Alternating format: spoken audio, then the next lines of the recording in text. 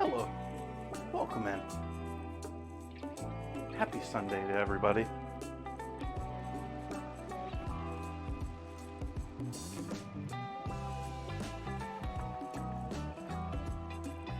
Ozzy's here. Will's here.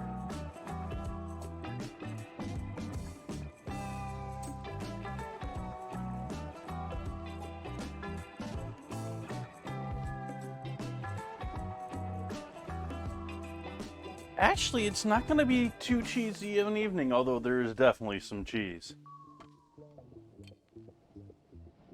Welcome in, Bun Buns.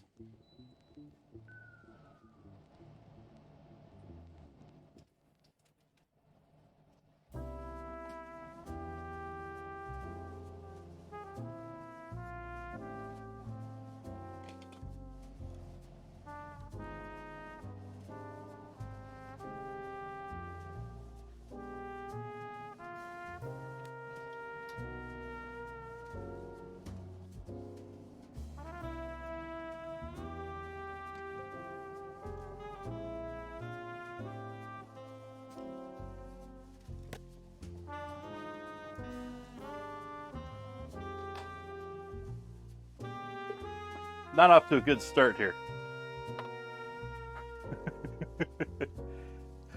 Hopefully everyone's having a lovely day. I'm doing pretty good myself. I'm kidding.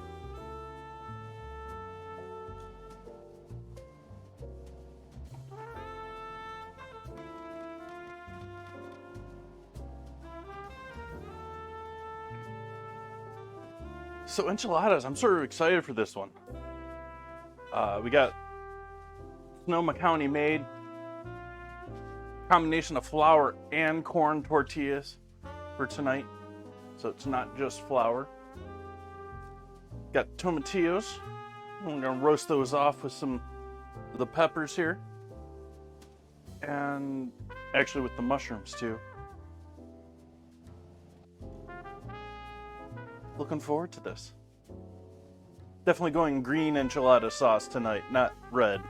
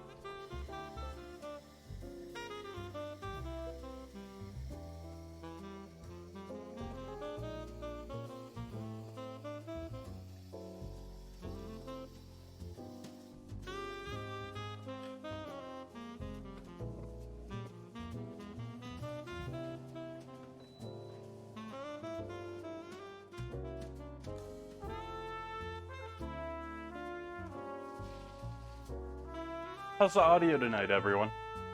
Hopefully things are nice tonight with the fixes from the issues last stream.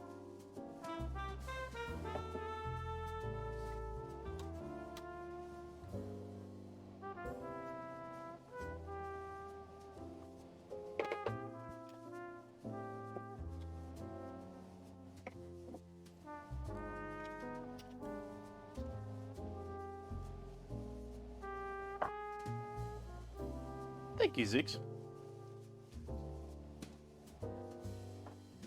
And welcome in.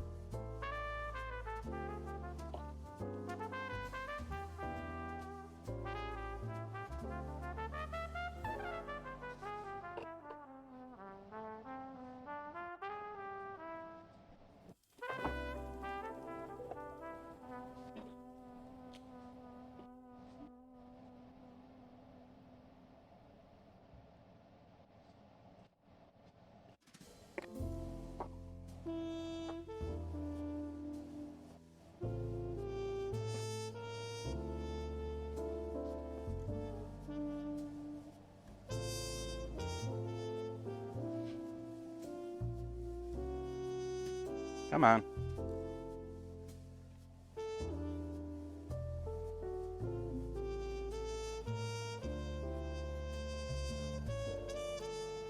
I hate it when they don't tear easy and they don't get you that clean.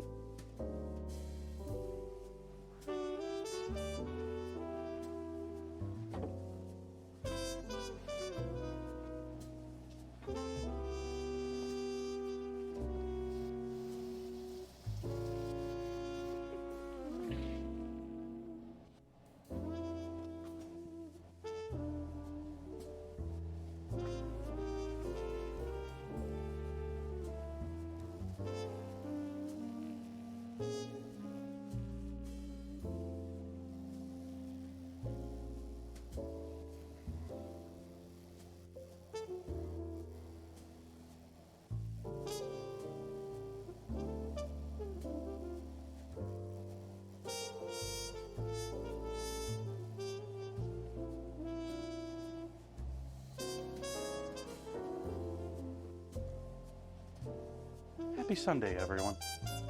welcome into the stream. Cheers.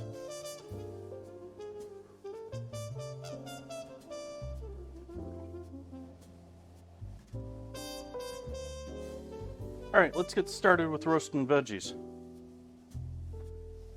Turn the oven up to high temp. I'm feeling 500 tonight.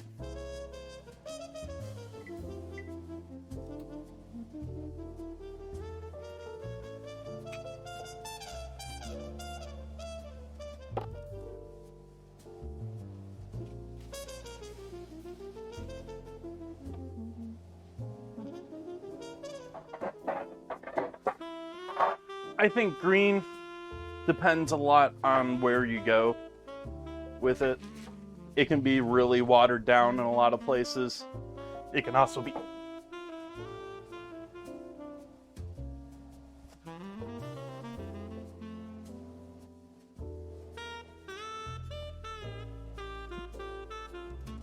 oh, come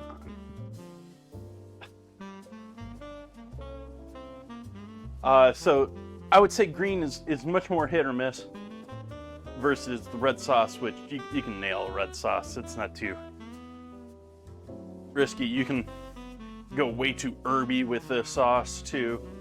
You can go way too green with this sauce. It's all in the person's preferences. Of course, maybe you're someone that loves that. You're a veggie lover and you want that green. You want that zest. You want, absolutely inundated with herbs.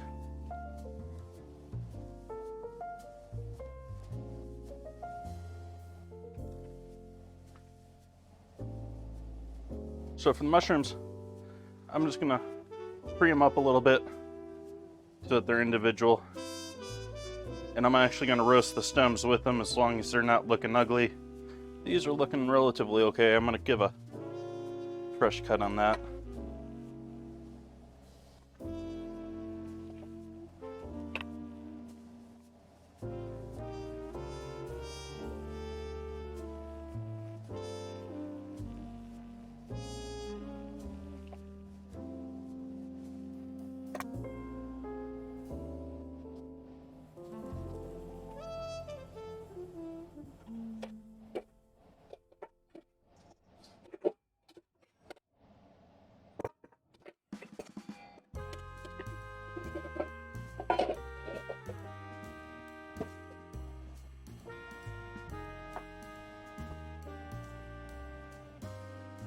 Throw those in the bowl.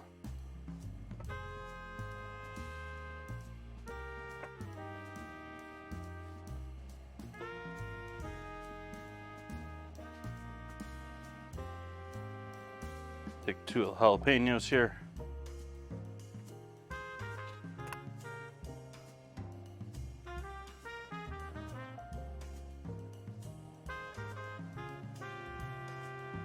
Take the ribs out as much as possible here. They're not cooperating with me very much here, but remove the seeds.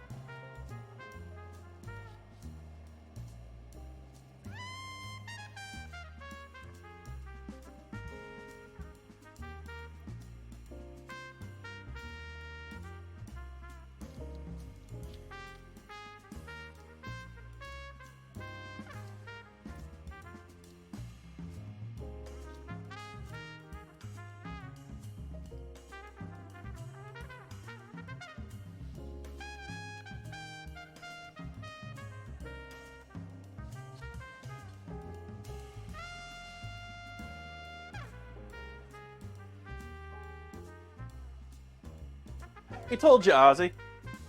I am doing pretty good tonight.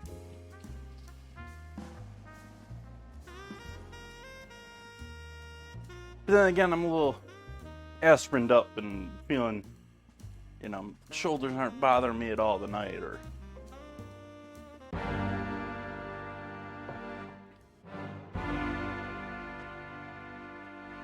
Andrew's Cooks.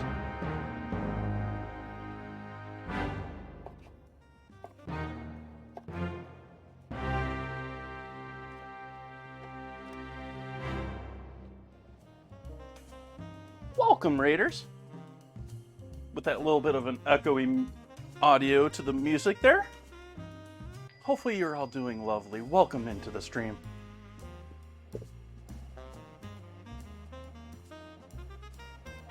Welcome, Andrew Cooks. Andrews? No. Apologies. What were we cooking tonight? What were we drinking tonight?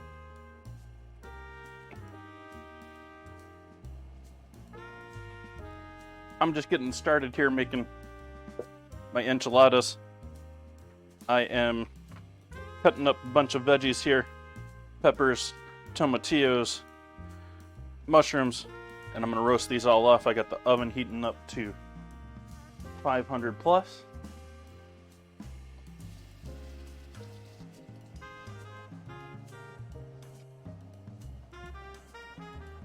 Pork tenderloin, bourbon thick, nice. Stone IPA, I approve the Stone. I got after Ozzy the other day for saying he was drinking a California IPA. I was like, unless it's Pliny, it doesn't count. But I'll take a Stone. Stone Brewing's not too shabby.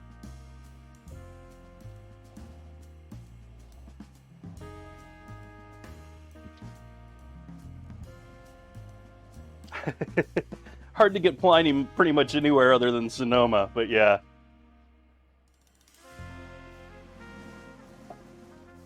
Yeah, I'm going a little bit different with it tonight. Well, depending on if you're a fan of green sauce. We're going with green sauce tonight instead of red sauce. No red chilies or tomatoes here tonight.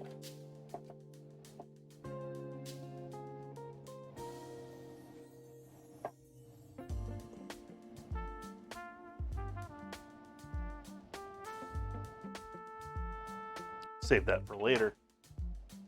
Yeah, I'll throw the Anaheims in there, why not?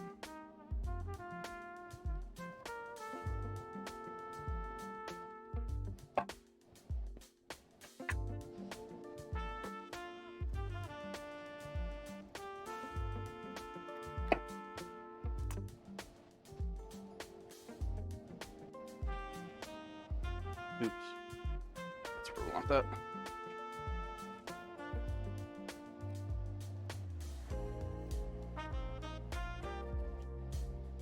I was just saying that I think green sauce is a beautiful thing, but it's also one of those sauces that it's very hit or miss depending on the place. And so there's probably a bunch of people that have a misplaced hate for a beautiful sauce.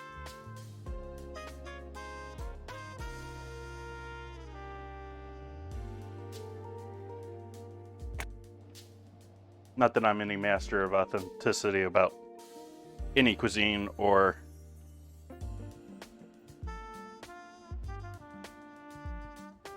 that, but just in general.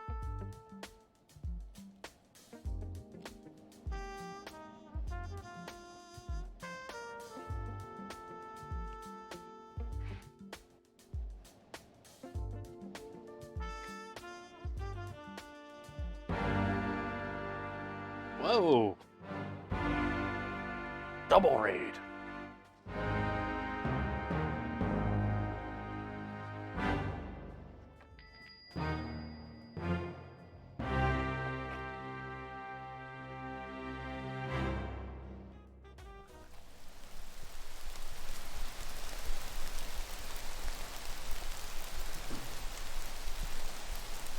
Thank you for the raid, Bun Buns. Welcome in, everyone.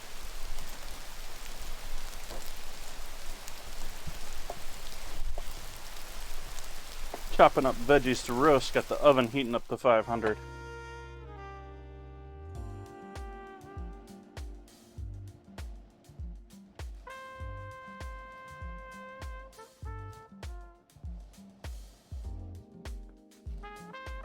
What were we playing tonight, Bun Buns? I'll peel the husks off of our tomatillos.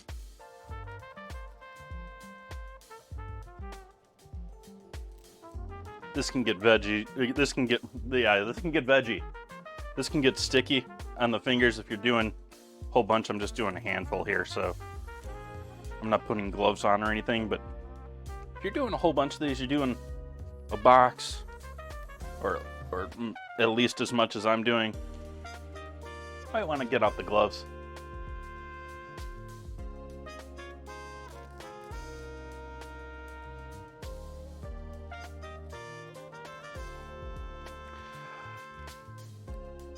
There is so much in the title of that game.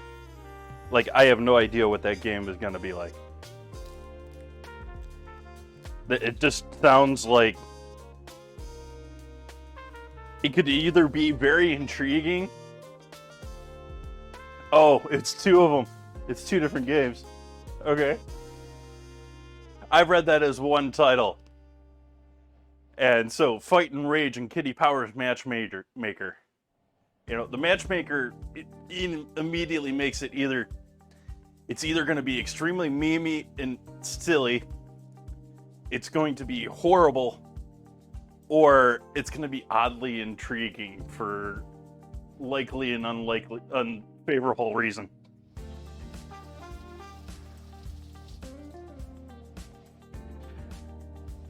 But that's without, Fight and Rage and Kitty Power.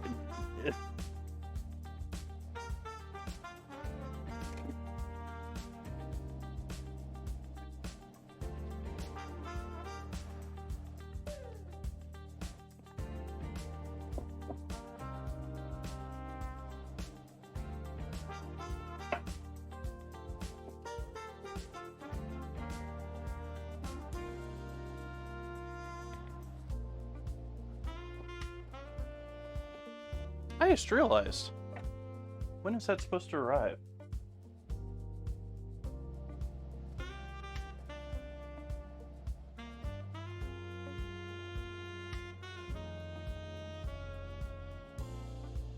Tuesday. I ordered more parchment, and I was sitting here thinking, I don't have parchment to put on here now. Gonna have to go with foil again tonight.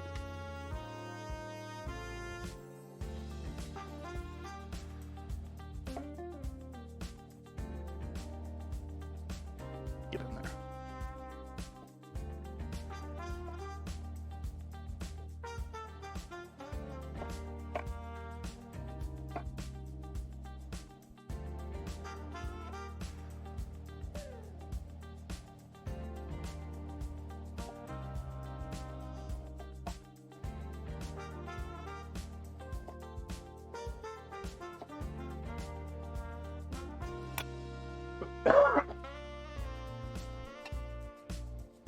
Excuse my cough.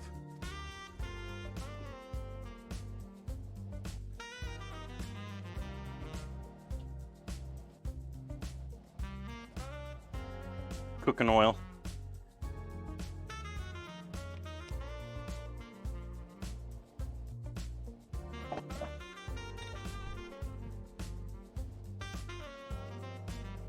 Salt.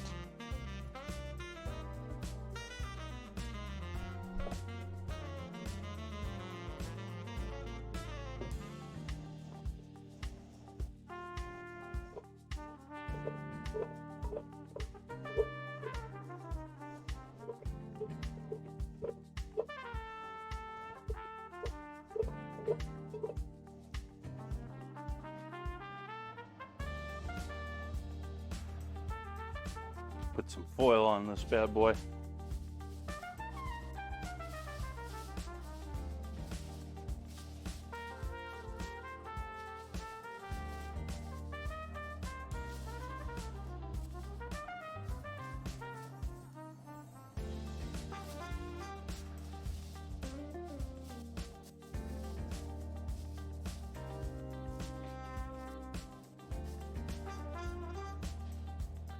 And then we're tossing all of these lovelies onto the sheet pan.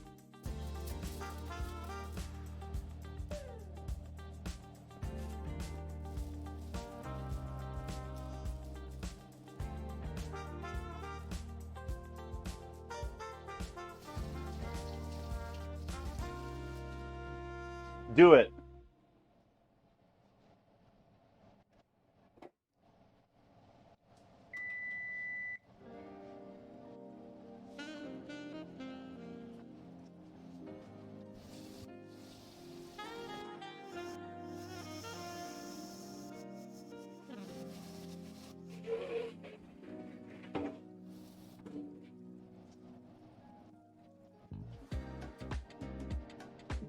I suggest adding salt and seasoning.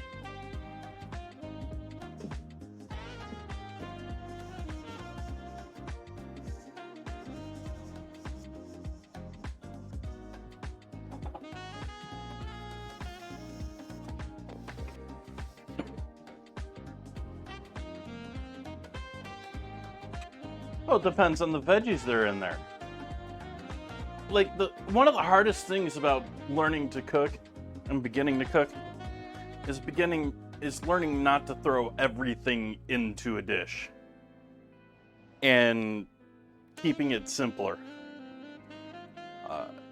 I say that tonight when I'm throwing the kitchen sink in these enchiladas, but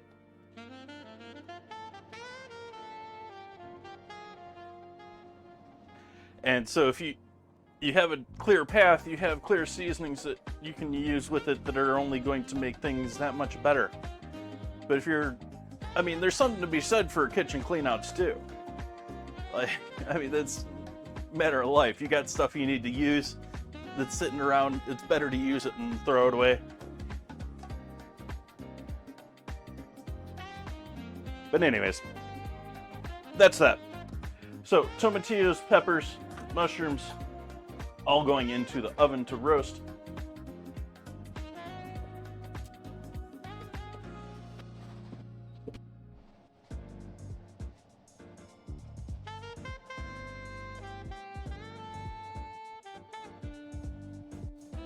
Take my last sweet onion here.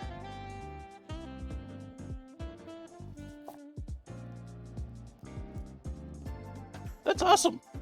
Chips look nice. Kale chips are one of those tricky ones to. You sort of got to have some practice with whatever oven you're using to know whether it's going to dry it out or leave it too soggy.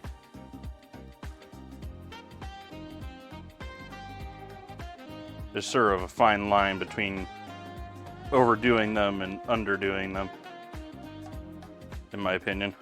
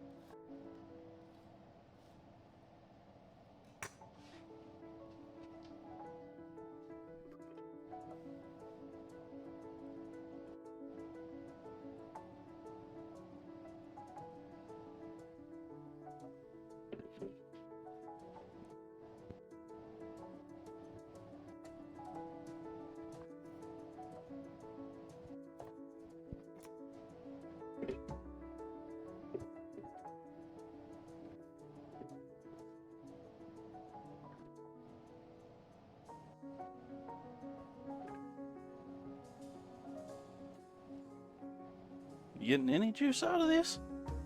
Wow, that thing's like dry as a bone.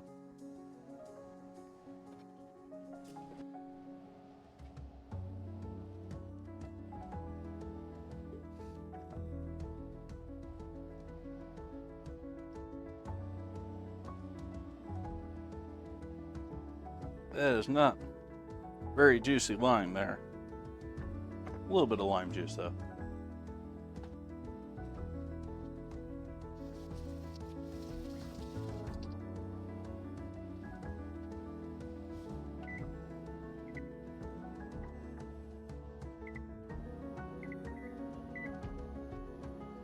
Start a timer there so I don't forget them in that hot oven. And what I'm doing here is building the rest of the stuff for the puree of the soup, or the sauce. It's not a soup.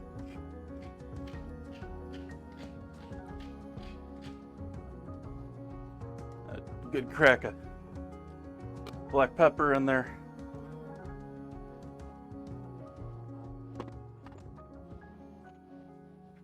Ground coriander.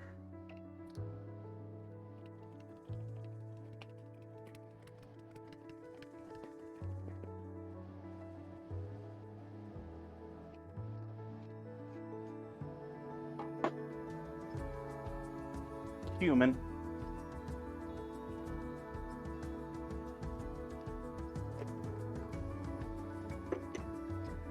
Which the dried spice herbs are you?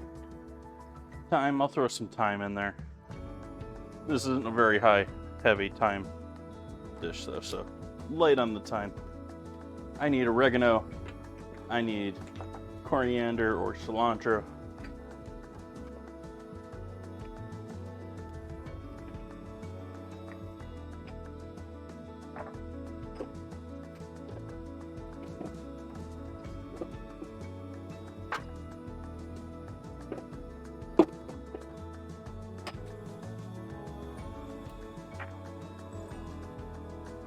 Dill's nice, but it doesn't really fit this dish.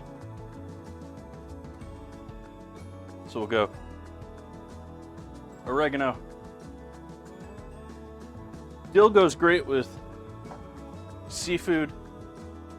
At least with me, I sort of pair sea watery dishes, whether it's fish or anything oceany, with dill and cilantro.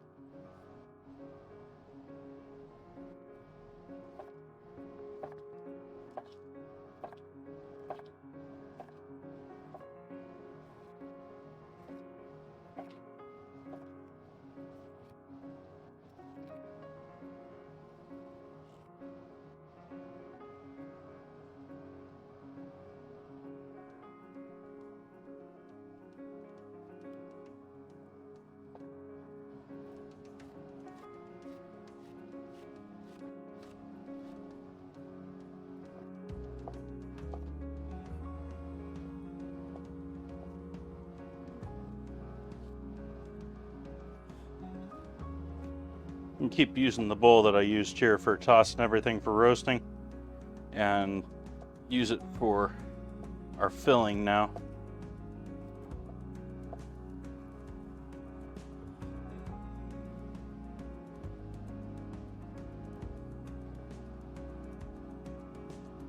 Well, that I believe is traditional to it. I believe that's, if I'm remembering correctly, I believe that sauce is a essentially a dill and yogurt sauce.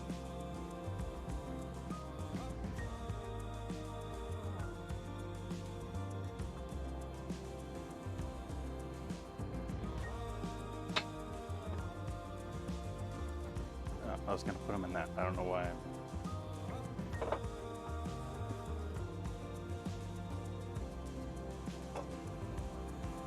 Welcome in, Dances. How you doing this evening?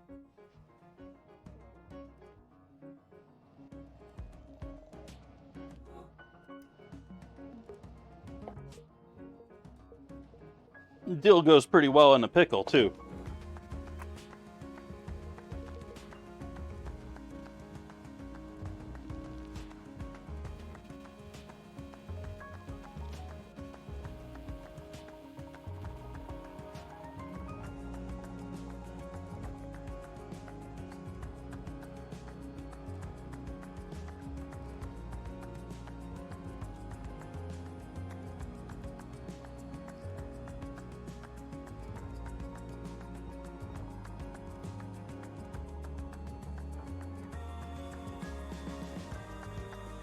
Yep, that sounds about right.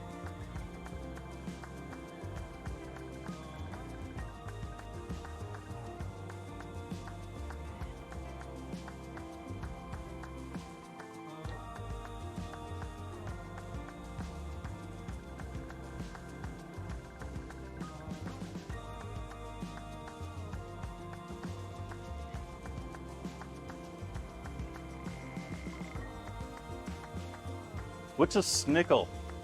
Sounds like a pickled Snickers bar.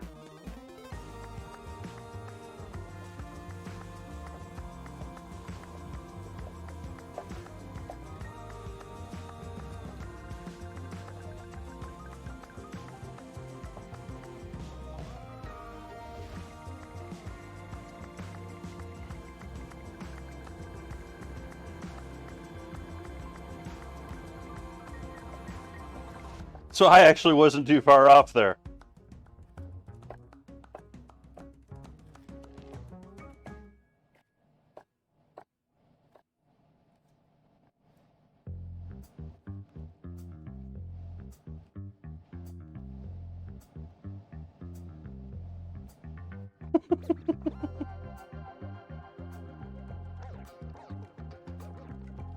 I think you should form a committee, Ozzy.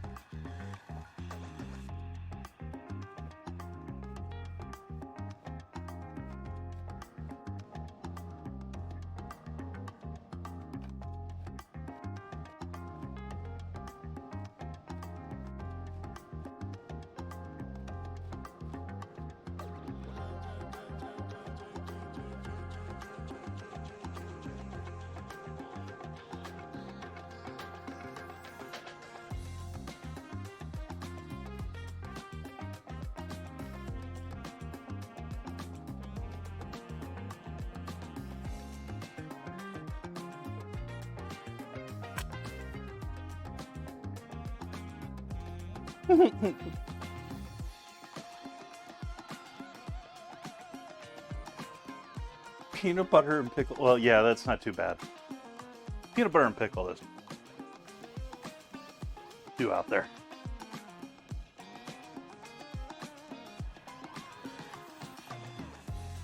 So we got our green onion and our jalapeno over there.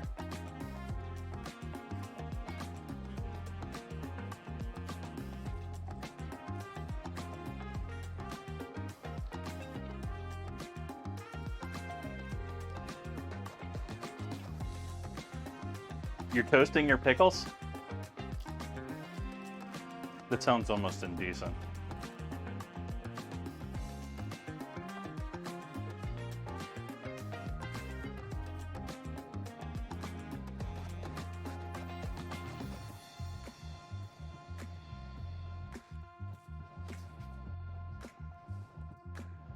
Going heavy with the garlic.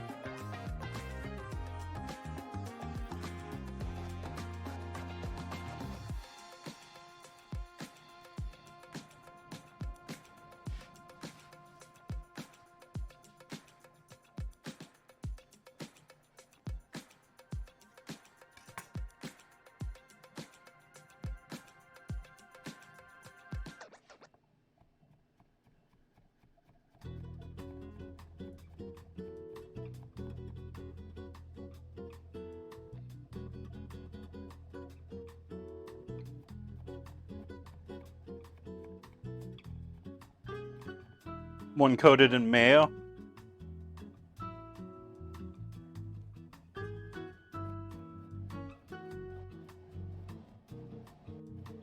Oh, there you go. You got to serve that with tartar sauce.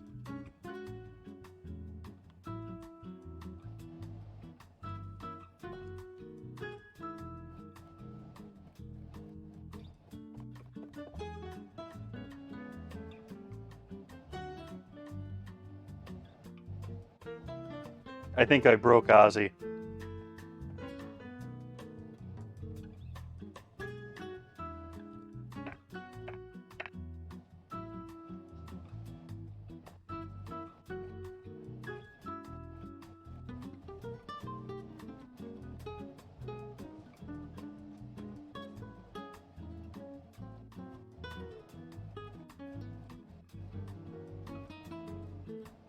I don't know if I want the definition of that in my chat.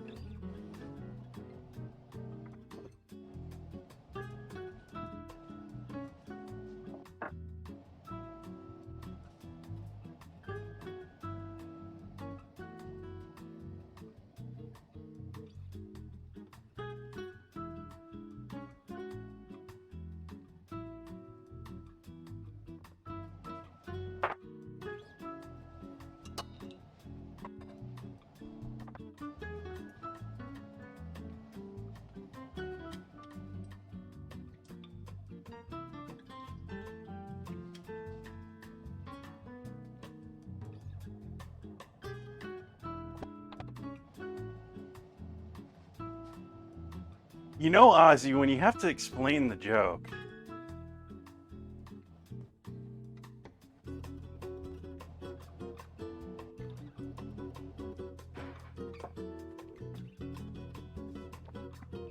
So you got some oil there on the stove in the small little saucepan.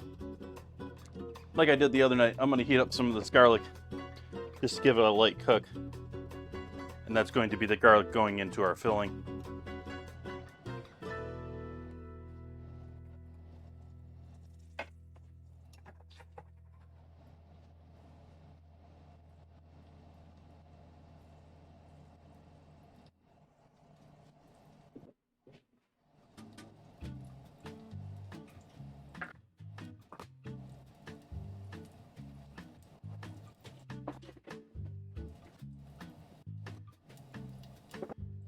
Actually, I'm doing that wrong. I'm cooking those. Those are going into the sauce. I will be cooking garlic for the filling too, but that is going in a pan that's going to be a bit larger. So we got our green pepper and jalapeno. Gonna add in some canned corn.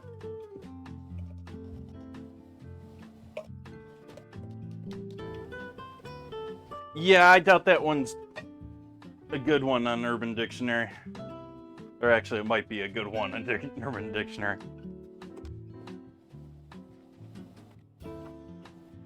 We also got a can of green chilies. As if I don't have enough pepper and chili in this dinner tonight. I'm gonna add a can of them.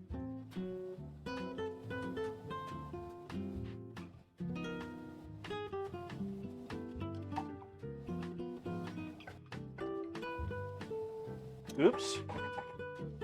Forgetting my garlic over here. My bad. That I think we won't be using that garlic.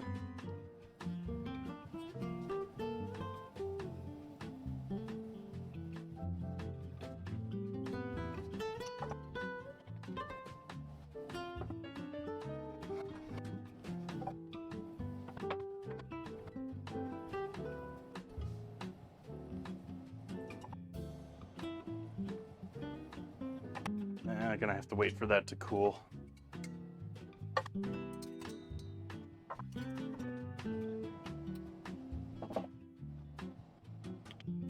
Let's try this again.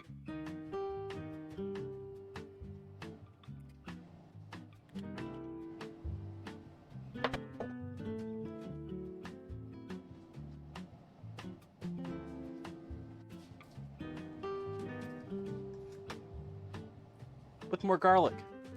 Thank you for the follow.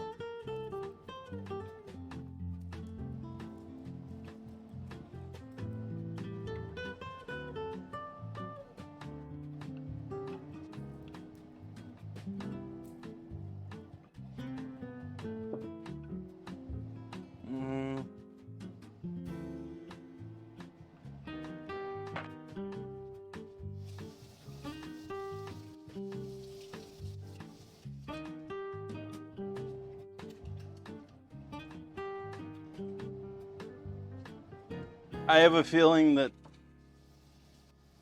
somehow Bun Buns has an open tab to Urban Dictionary right now.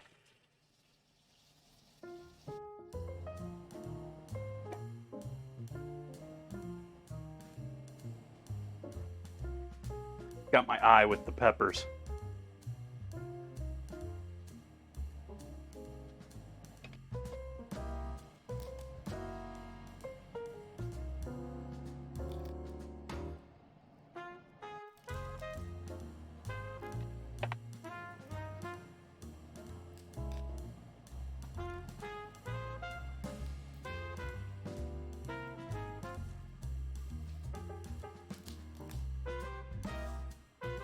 Not even my eye, it's like the skin to the left of my eye.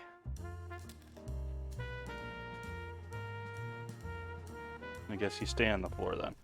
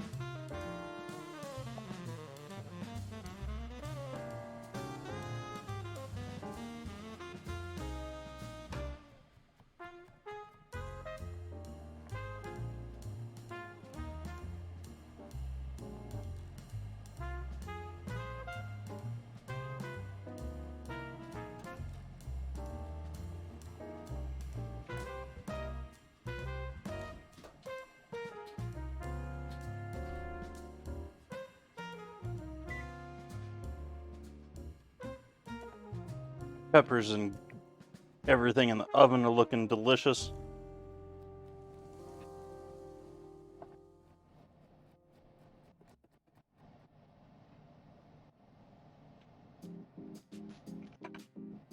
All right, so let's try this again. Garlic and oil. Pay a little more attention to it this time.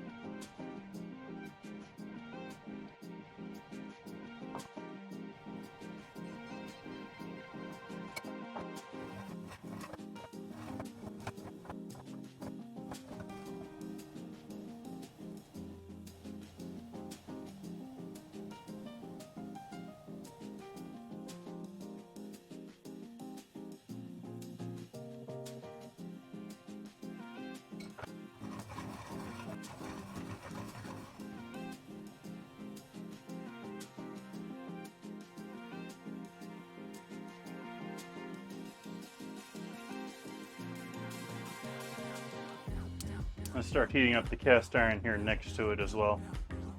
Over here.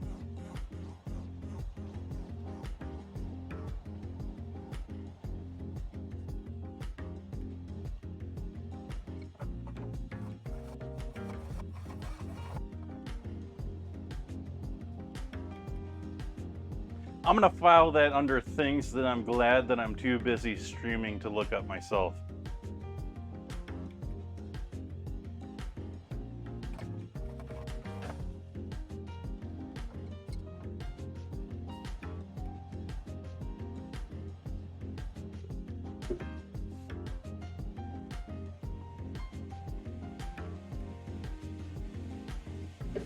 So oil and garlic going in with all the other stuff for the blender. We're going to be adding the roasting stuff into this too.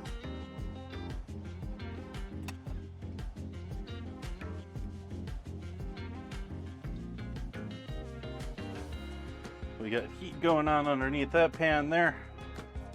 We're going to add a bit of oil in that one too.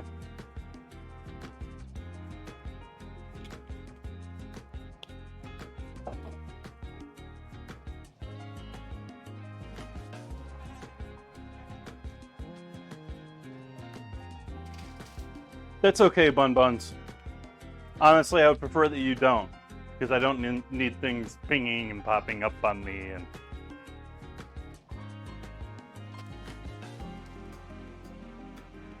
you've now got me wondering if I've muted my rear computer. So if it's posted in Discord, if it pings, I don't know.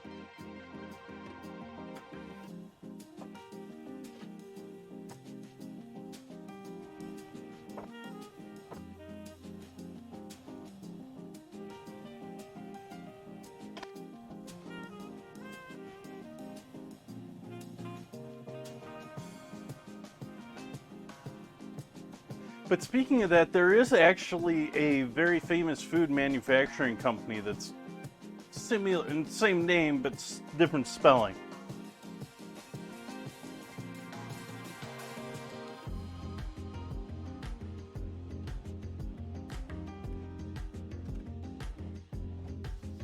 They're known primarily for making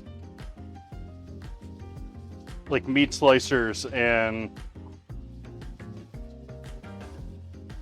grinders, as I think.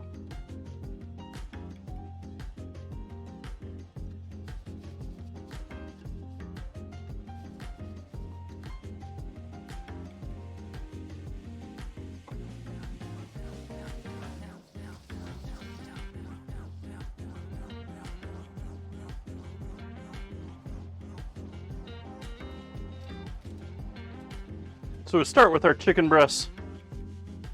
Just going straight in a nice high heat pan.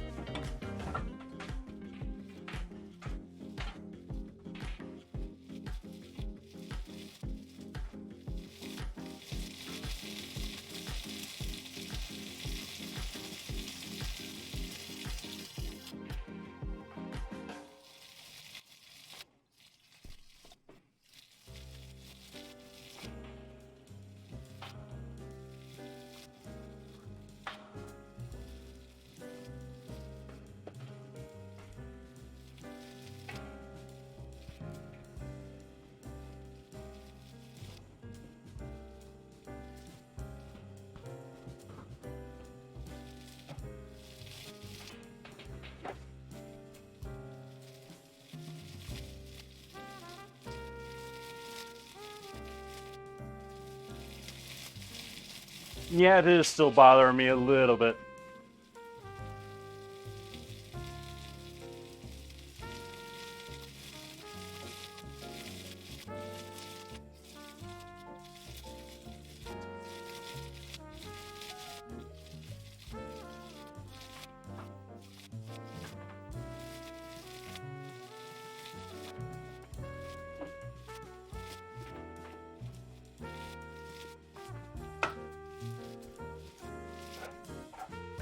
And so we're doing black beans too. It couldn't be that there has been a sale on black beans recently. It has nothing to do with the reason why I've had black beans in like the last 4 dinners or something like that.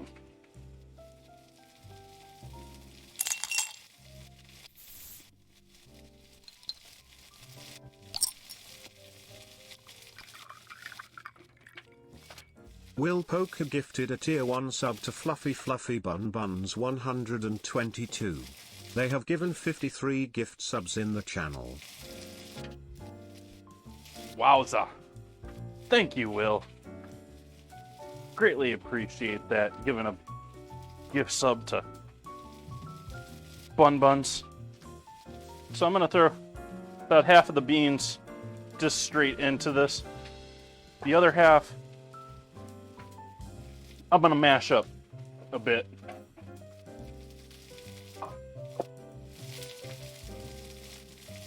To hopefully thicken things up a little bit.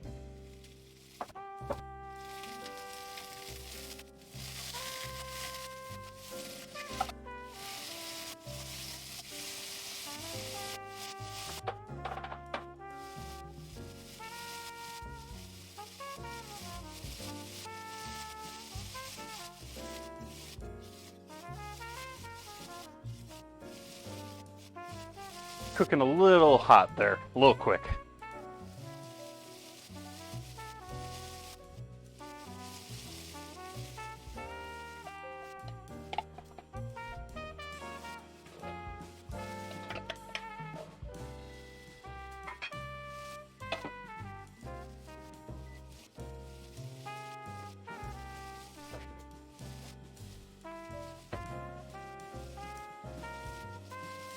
There's our pan of roasted deliciousness.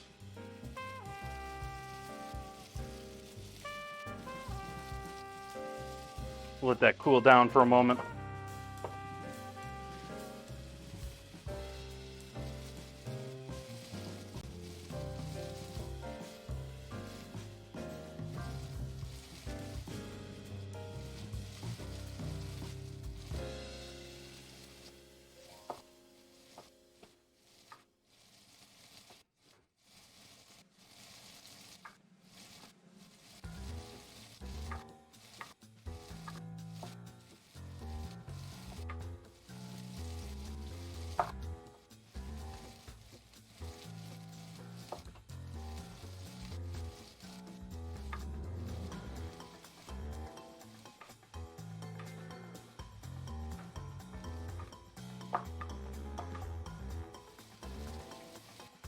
Which warming up.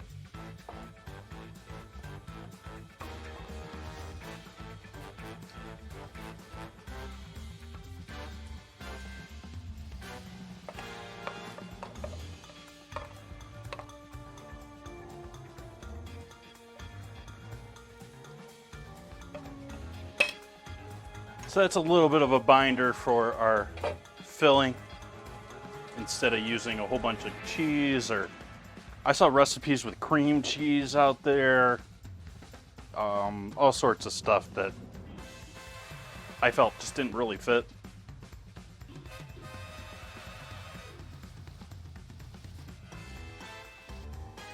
Oh, that's horrible to hear, Z. Oh, I'm so sorry to hear that. You mentioned having some tummy troubles in the Discord. I thought it was just like you were having a sick weekend or something. That's... Yeesh.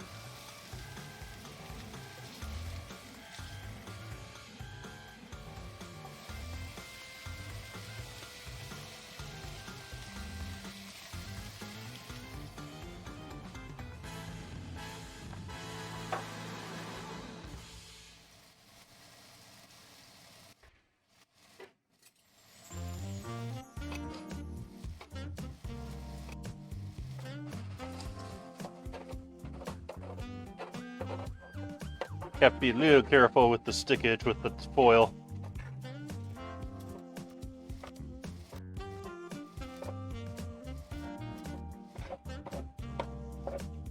I want to get as much as that and as much as that flavor as I can off of that without the metal.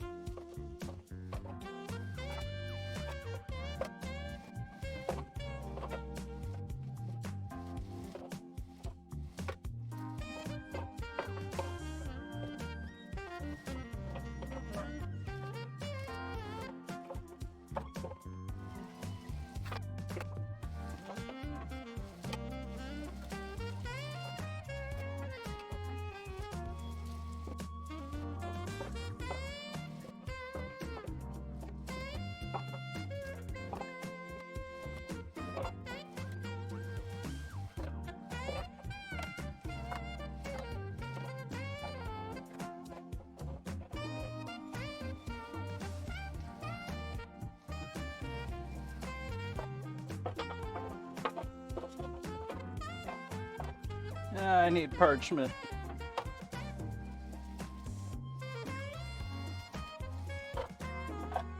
Please give me parchment back.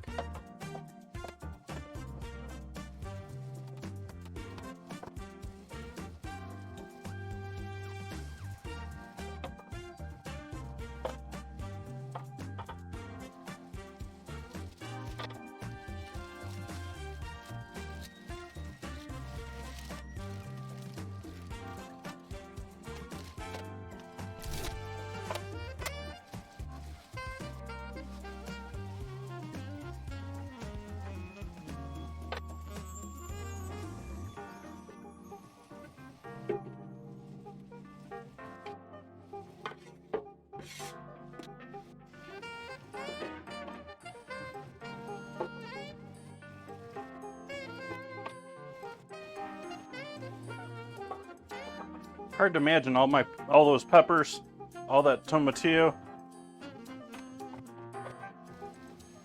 all that deliciousness all compacted down into that little pile there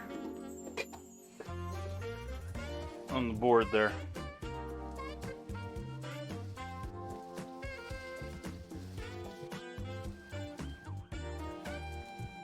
So now I'm going to blend this together to get our basic tomatillo sauce. I might thin it out a bit with chicken stock from here, but this is basically it for that. So I'll give myself a mute while I'm blending.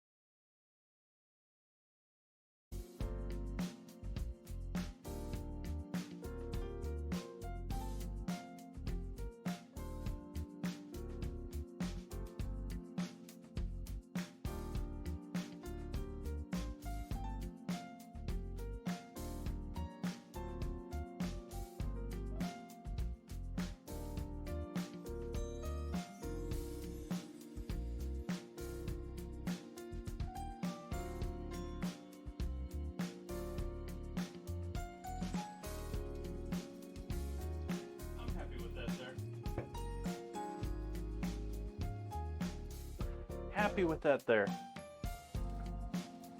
Gotta fix that button now that I messed around with the microphone stuff. So I apologize for the blender noises on the first time around if those came through. I wasn't quite sure. Didn't realize that my lav mic was not muting properly.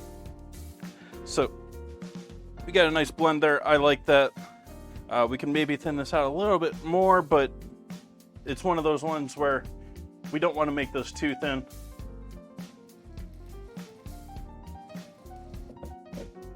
That's also something you'll find in a lot of restaurants. Restaurants trying to, you know, save a couple extra cents. You know, there's an extra couple cups of water in there.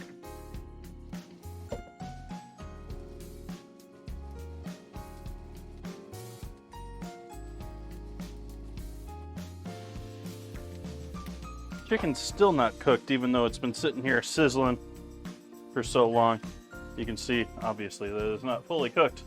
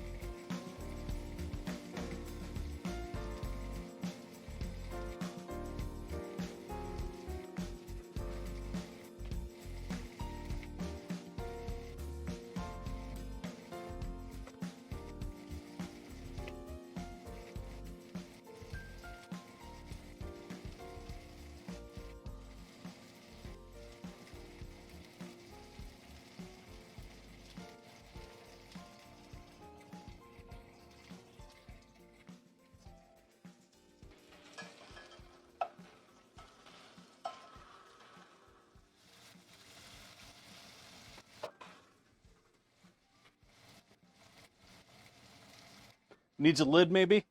Nah, it's just I started off cooking it too hot, and now I've lowered the temp enough that it's just taking a minute.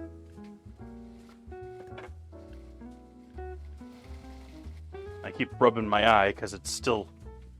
It's definitely not bothering me near as much as when I first got the stuff in it, but it is still irritating.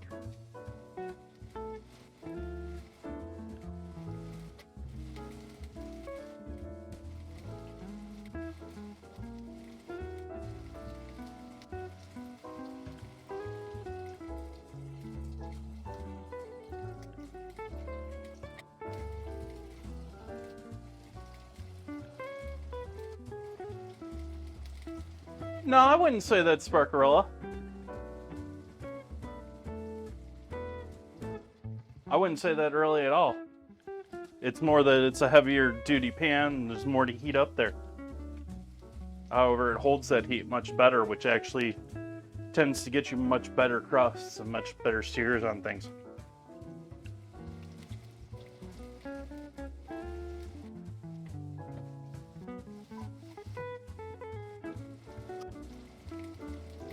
Though I have been reading up lately on the newer non-stick coatings. I was saying I've had several people in the past couple of months ask me about non-sticks and reading about them and the drawbacks and benefits of the newer styles. I have been telling people not to really go with the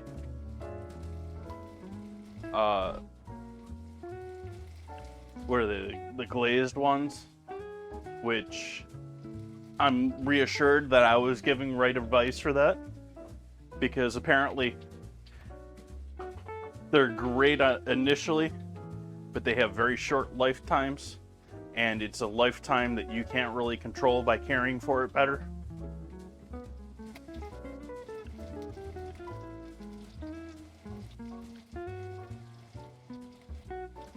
Oh, no worries, Sparkle. I thought you were saying the pan that I was complaining the chicken was taking a bit, and I thought you were saying the pan needed a cover.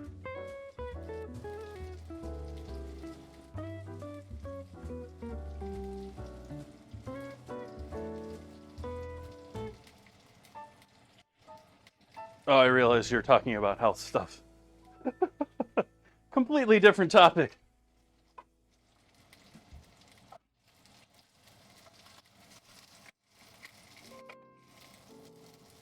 Getting closer here.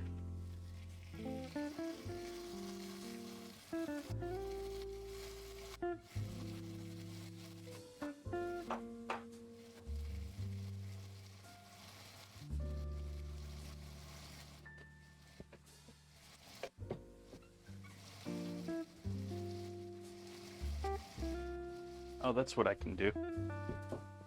While I'm waiting. While we're waiting.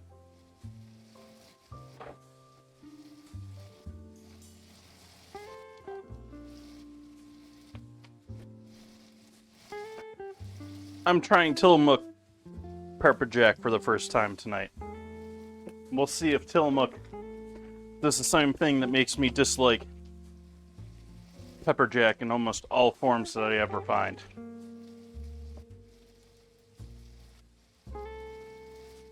I am convinced that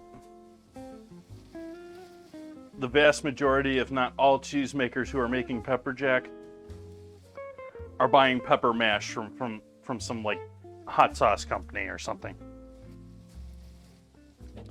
Because the actual flecks of pepper in these things tend to always be, to me, to be skin, seeds, like the parts of the pepper that I don't want to be in my cheese.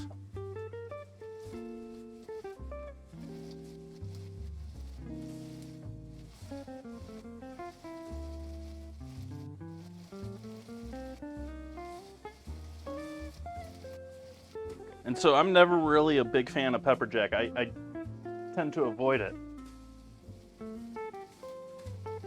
It's not too bad on a burger every now and then, but that's a different situation.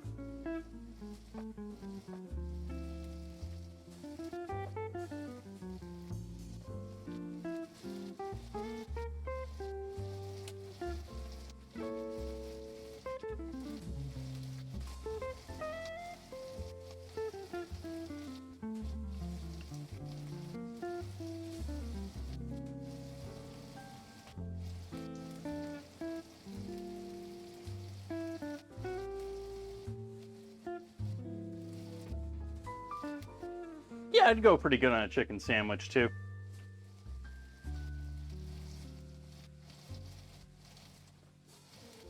Wow, it's been a while since I've had like a sauteed chicken sandwich. Maybe that's something I should throw on the menu here soon.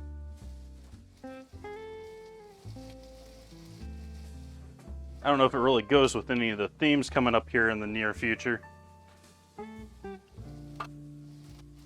I decided I needed to do a week of streamer foods. So we're going to do a week of foods that are safe to eat next to the computer, sort of a thing. You know, aren't going to get your hands all greasy. You know, but finger foods mostly otherwise. Okay, these had better be cooked by now.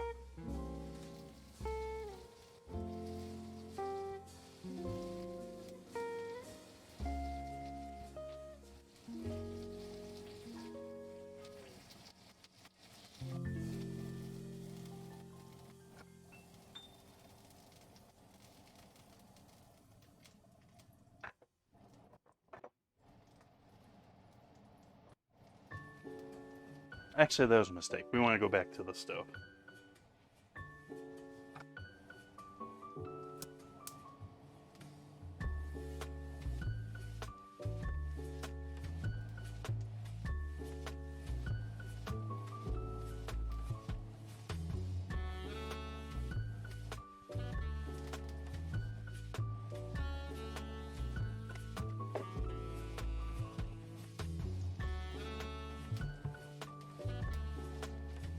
That's sounding tasty there, Zeeks.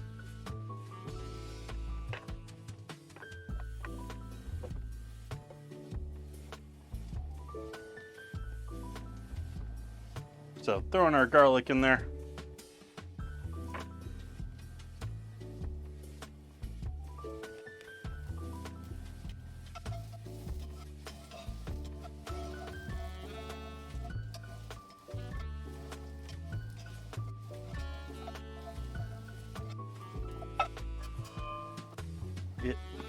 A little loud with that.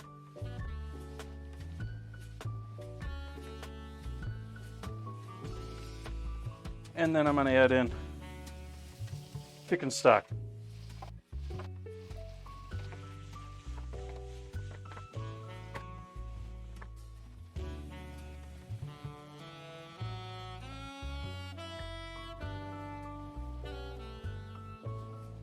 Yeah, it's a cost thing.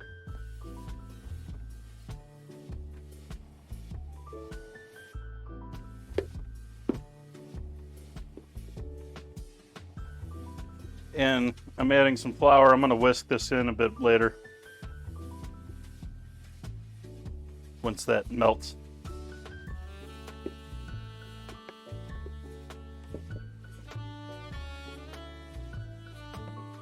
Yeah, most of them are pretty horrible, but it's really just money. It's a lot cheaper for them to make a super pumped, super filled, heavily breaded piece of chicken and serve it with a couple of pickles and some mayo maybe and some hot sauce compared to lettuce, tomato, pickle, onion, ketchup, mustard, special sauce.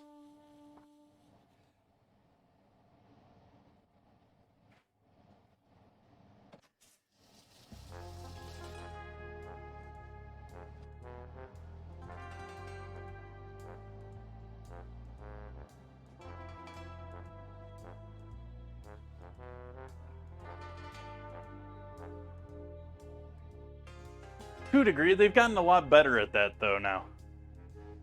Like, that's all. Unless it's too dumbified, you have to mess up. Someone has to like purposely mess up along the line these days for that to happen. But yes, that's something certainly would happen in the past.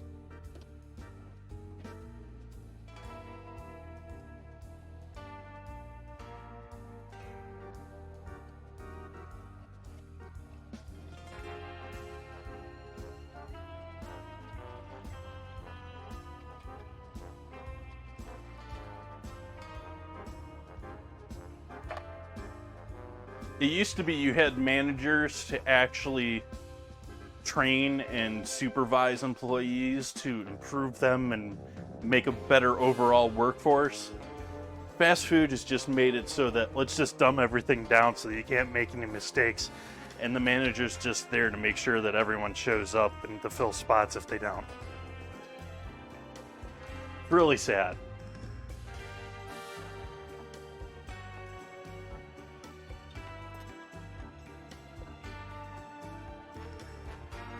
But it makes financial sense.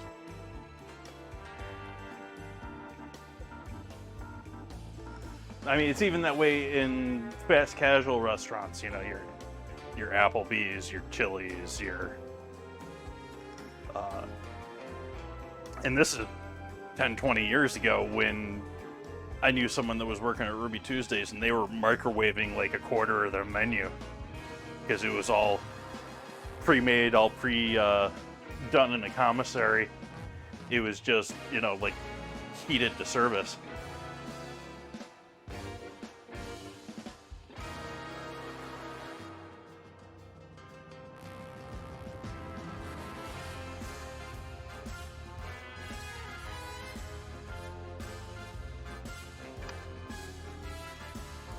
I always liked Ruby Tuesdays because I was a bit of a salad bar nut, but at the same time, and they had great croutons, but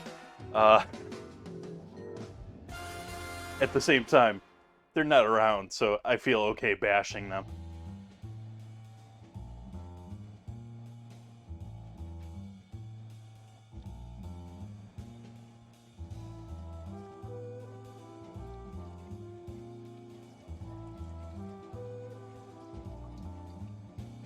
Melt already. Yeah, they just really don't exist anymore. Between sanitary laws, how disgusting Americans are. Yeah, they basically, I haven't looked see if the last holdout in Santa Rosa is still around. There used to be a Chinese buffet in Santa Rosa, but I think that was the last. Oh, there's another one near the mall in Santa Rosa too. So I don't know if either of those are still around, but we had that, and then we had a soup and salad chain that went under. Yeah, they just don't exist anymore, unfortunately.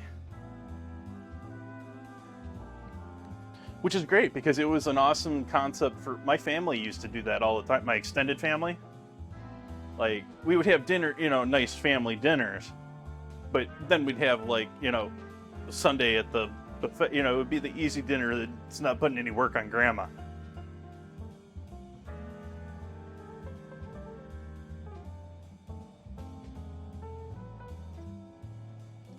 Or at least considerably less.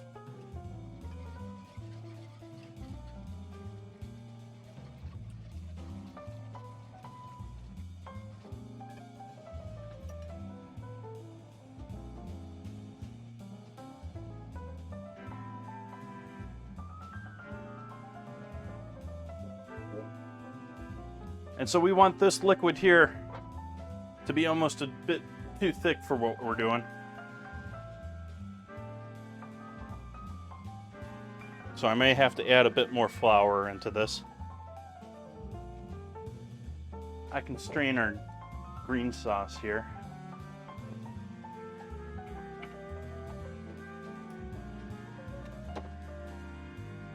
Going to use a really rough mesh to strain the green sauce. So hopefully we get a little bit of texture going through, but we're not getting any big pieces of skin or anything in there.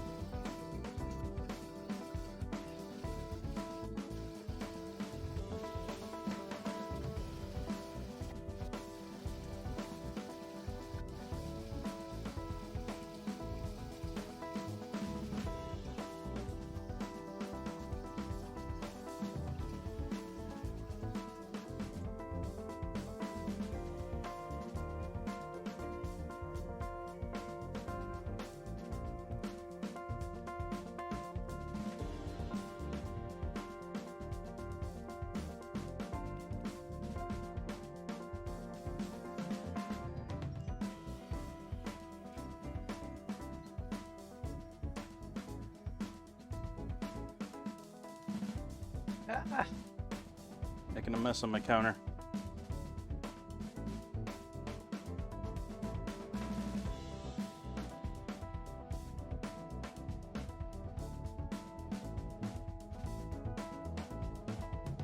You can see this is mostly seed fragments, skin, and other stuff that you wouldn't really want in your sauce anyway, so glad to have done this.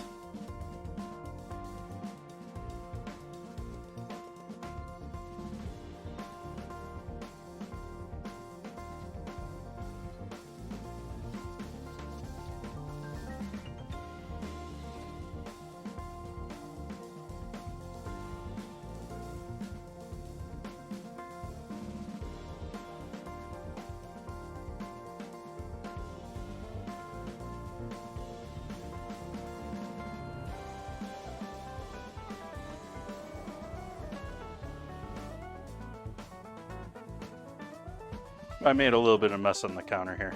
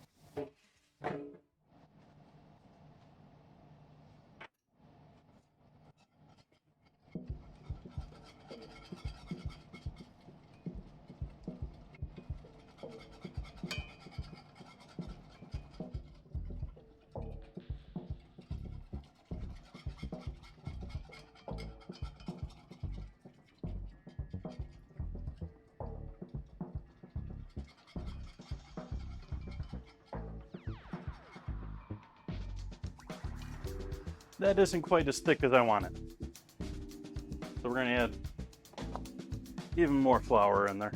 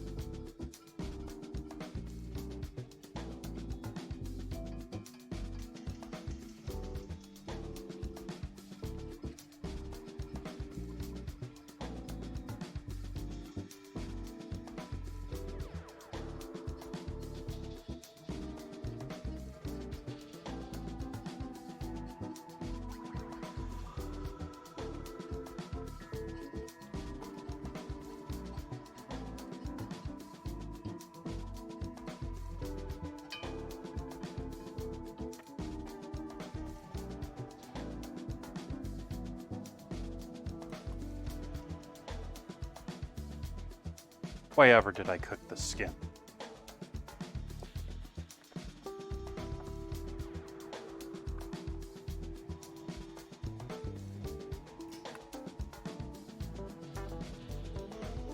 Still a little bit under there. You looking at that?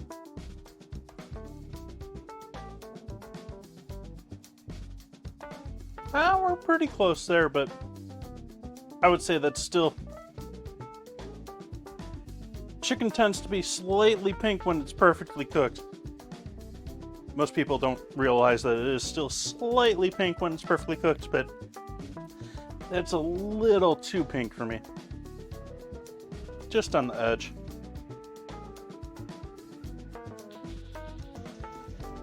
This one especially, this one's a little bit more under.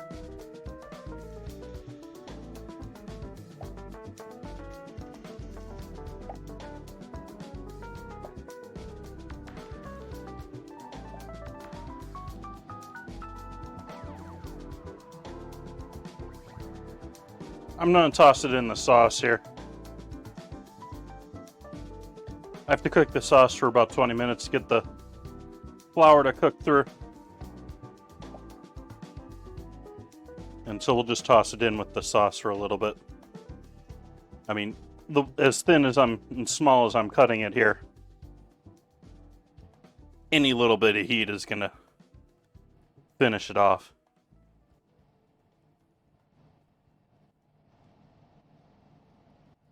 And yes, I am baking the whole thing later. However, I don't. It's gonna be very much wrapped up in a lot of stuff. I would prefer it be safely cooked and not be relying upon the rolled up in a tortilla with 10 other ingredients to finish the cooking.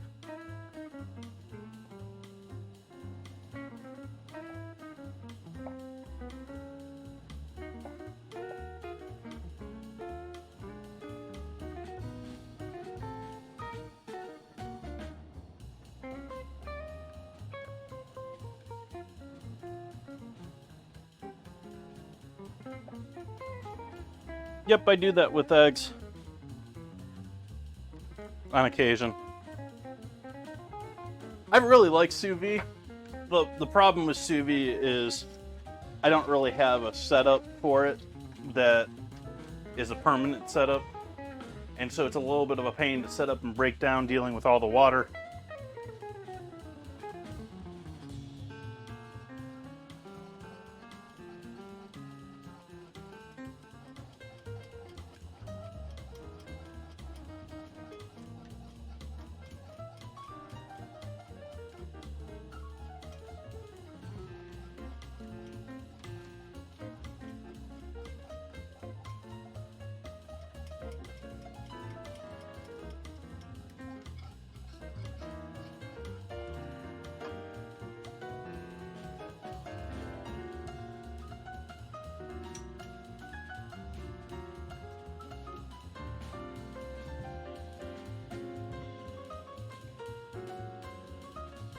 There is something that is lost with the bag.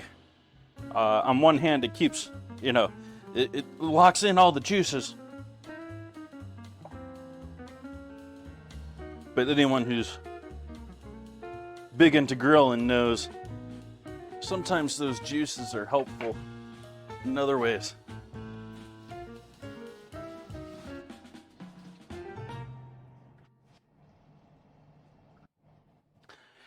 And some dark meat, I would agree with that. I definitely wouldn't want to use sous vide for a lot of gamey things. Like, it wouldn't be my choice for that. But I do love me some short ribs that are braised.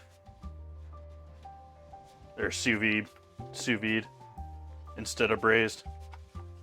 48 hours sous vide on some short ribs. Mm-mm.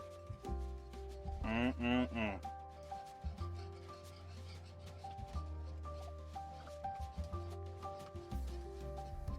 If I had proper access to a nice cold smoker, that'd be an awesome project for that too.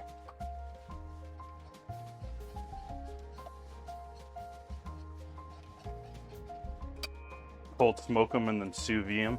Ooh.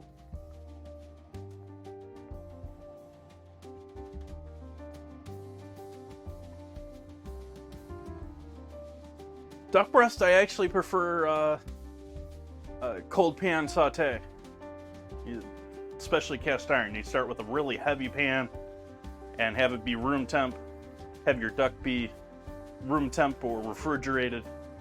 And you slowly bring it up to your saute temp so that it renders out the fat on the way up in temperature. Oh. Good stuff. Love me some duck.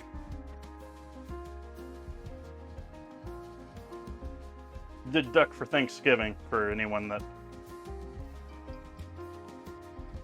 It was quite yummy too.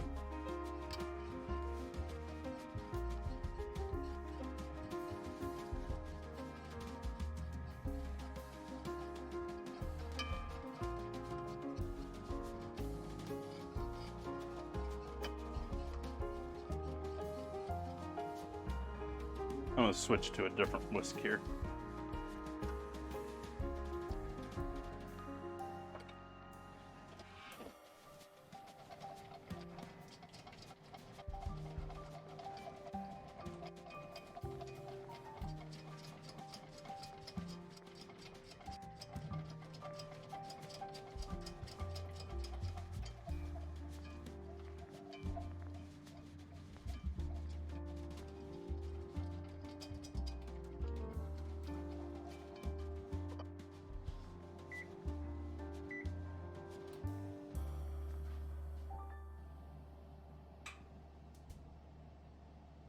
Nice, Dances.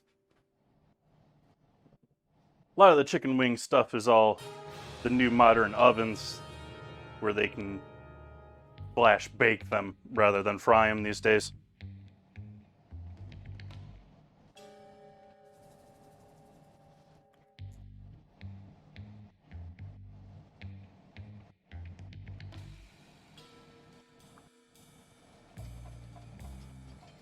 Bad autocorrect.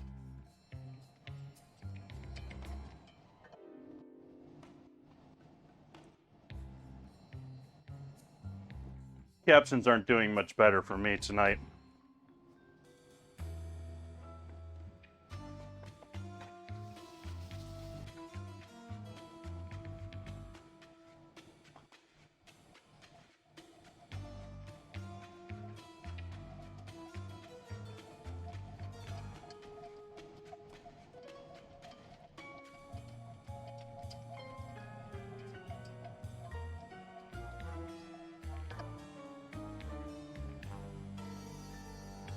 I'm gonna take about a third of this cheese and throw that into the filling.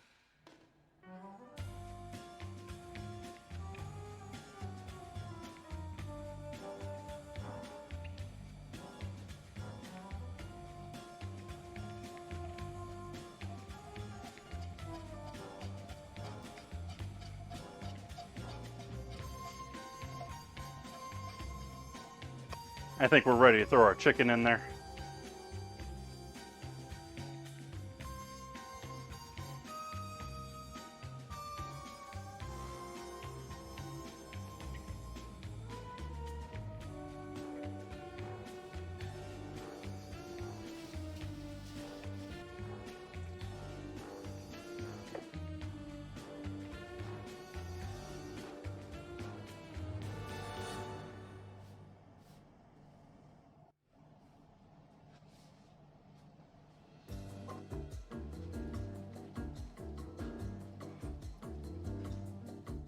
Now everyone sees why I wanted this to be nice and thick. It's because I just wanted to coat everything in deliciousness. I'm almost emulating a cream of chicken soup here, minus the cream, which I also saw in a bunch of recipes.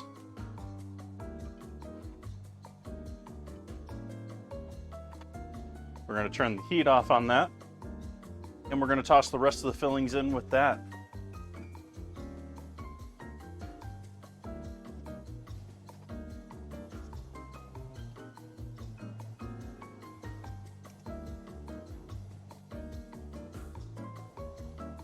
Our mashed black beans, our full black beans, peppers, all that good stuff.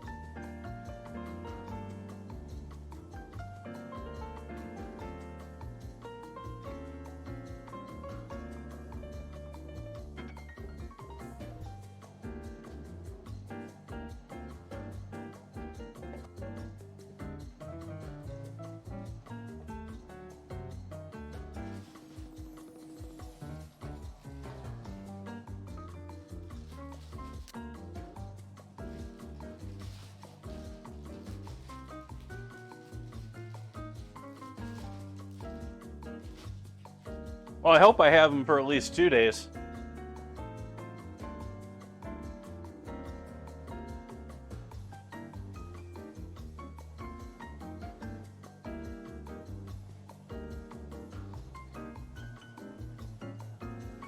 And now that needs a little bit of salt, because I haven't salted much of that. I salted the chicken, obviously, but the rest of that, not so much. Do a bit of pepper.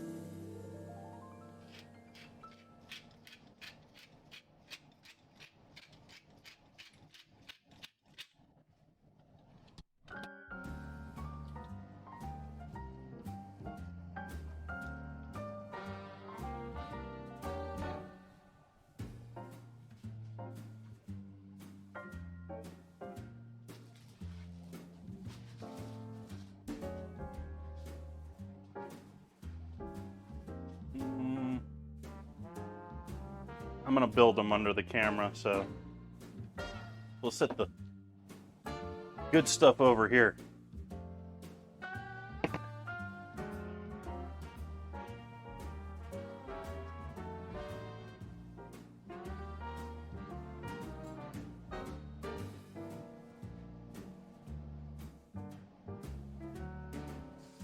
And let's do a little smear of the green sauce, roasted green sauce on the bottom of the pan here. There's a little moisture on the bottom for when we're baking.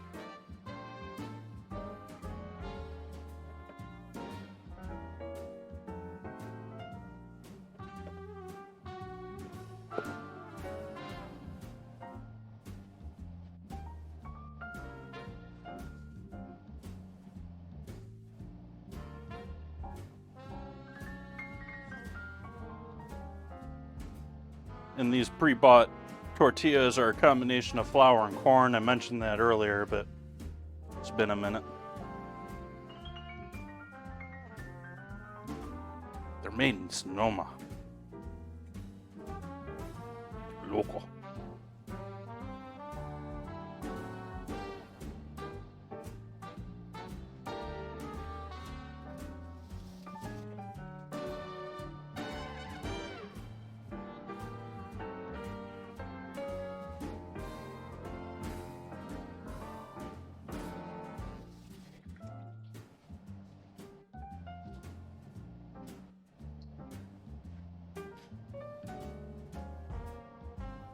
And it's not like this deliciousness over here. I can't fit them all in tortillas. Like, this is not gonna go horribly with rice. Like this would be amazing with some rice.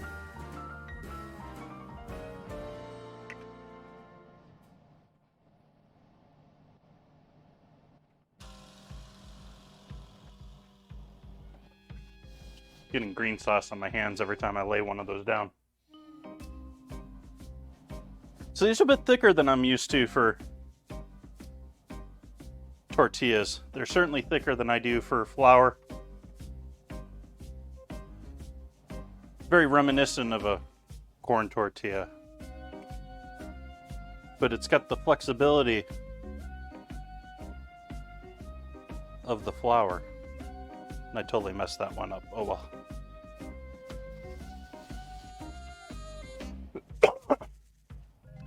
Rice was a very common filling in this too.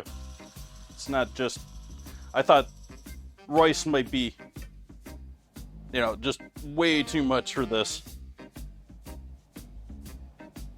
But a lot of recipes I read did have rice in here, which is a lovely moisture absorber.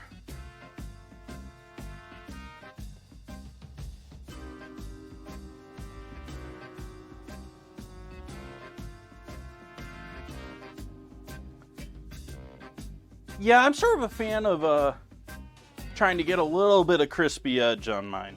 Like, I like pouring the sauce. I like some sauce on the bottom.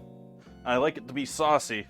I like some sauce on, but I like the dry edges a little bit, just to sort of like some bread to soak up the rest of the sauce.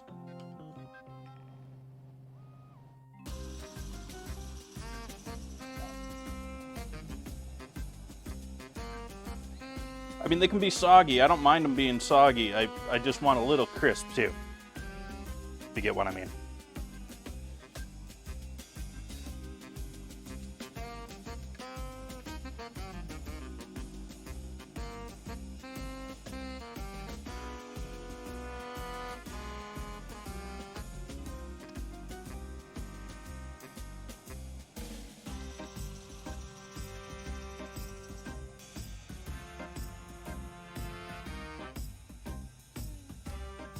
Put one more in there.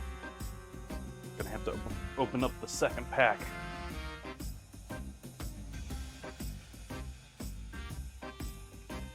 I'm doing pretty good on the filling too. We're using up most of that. That first one wanted to tear, second one my hands are slipping.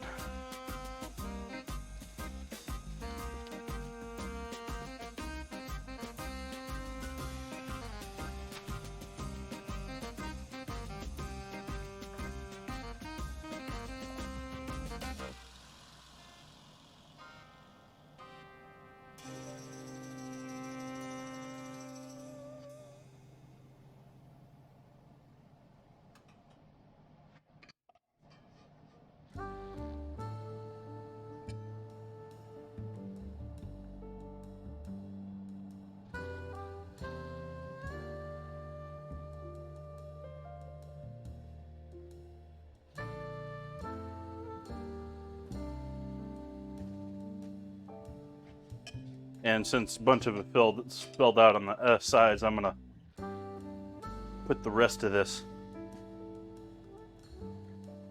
down around the sides and the bottom.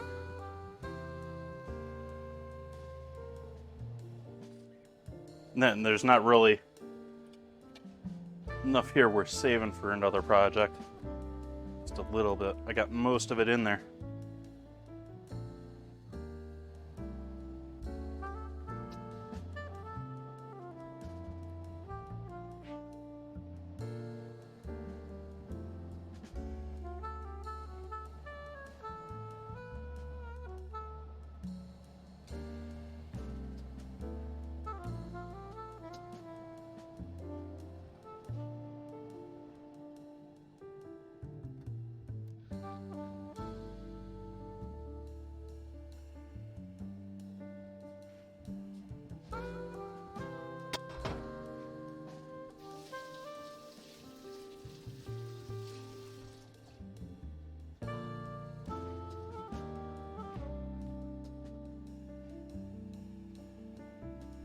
Now our green sauce.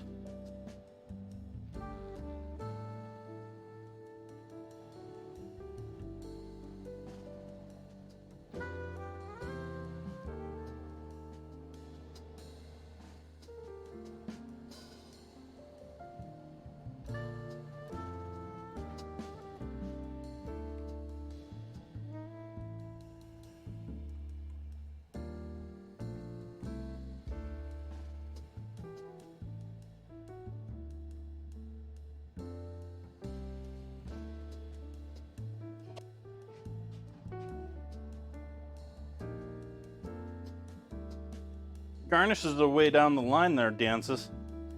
You haven't even got this in the oven.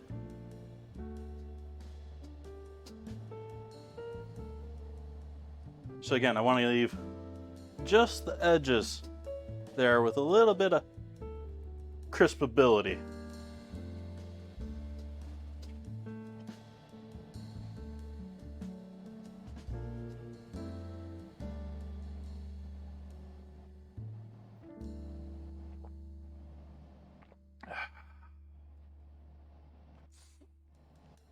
And then, oh, hey, we got some cheese.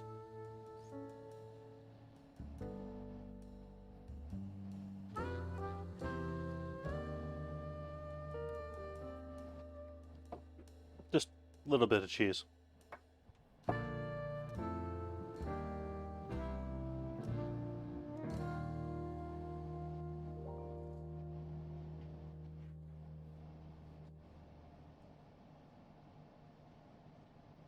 And I'm gonna be honest, I think that this is the same with this pepper jack too.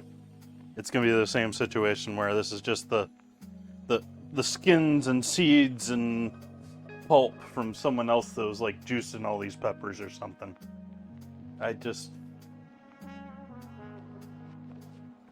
I'm certain that if they actually put pepper pulp, like the actual part of the pepper that I want to be in the cheese, it'd probably screw the color all up. So it's probably a color consistency, that sort of a thing. But I still can't stand it. And yes, it is pepper jack. I went with pepper jack actually because I bought a bar of Monterey Jack not too long ago. And it was the only real option for Monterey that I had there. And so I was like, I didn't want to go back for that same one because I didn't really like it. It was too soft. Way too soft. Like it was like shredding like mozzarella does when properly refrigerated. It was way too soft.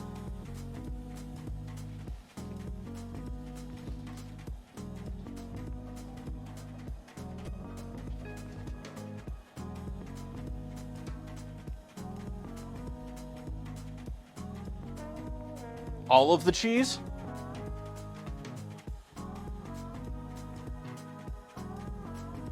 Yeah, Zeke's. It was... Unlike the last mozzarella I had for that chicken parmesan that was way too low moisture, yeah, that last Monterey block was way too much moisture. Way moisture. Hi, Bon Buns.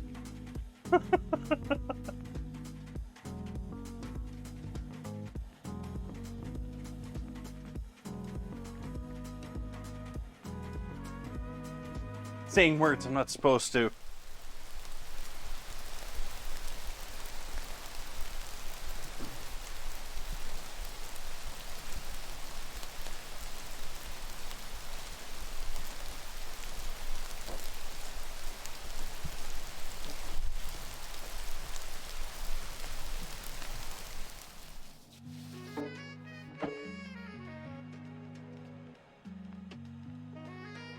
Yeah, and so I could have gone back and gotten that same to get Monterey, or I could have bought, you know, the one of like 50 bags of shredded cheese, which would have been perfect for tonight. Since I just used the shredded cheese, I could have just thrown the whole bag on there. But I hate buying shredded cheese because it never lasts. You can buy a block of cheese, and even if it gets slightly funky looking, you can just cut it off and use the rest.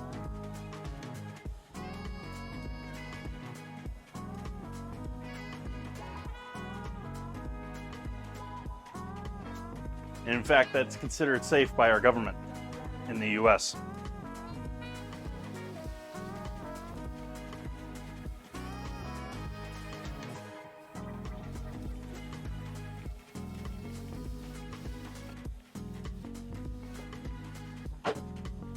After all, the US government knows a thing or two about wasting cheese.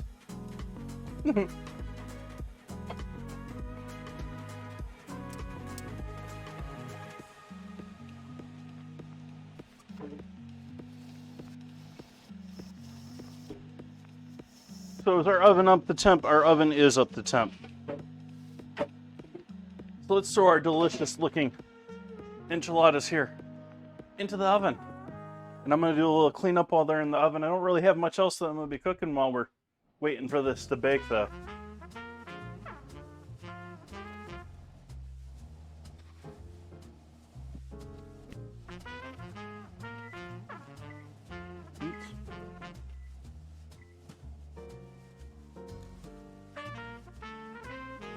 We'll give that 40 minutes at 350. Make sure and get it all nice and cooked through.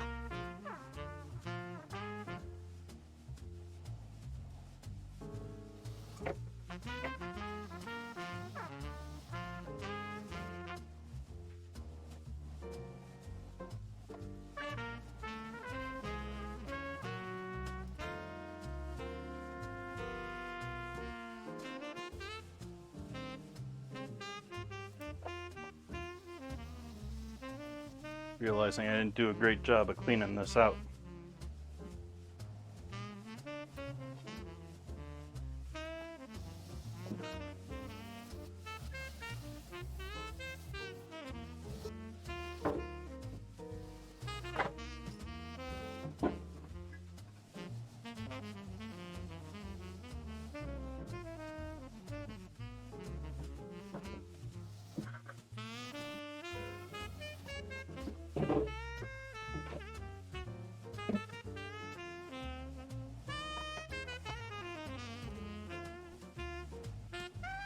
They're getting cheaper and there's more of them coming on the market, so you're probably going to see more of it. I really like mine. I'm a little upset that my cell phone there likes to flicker still.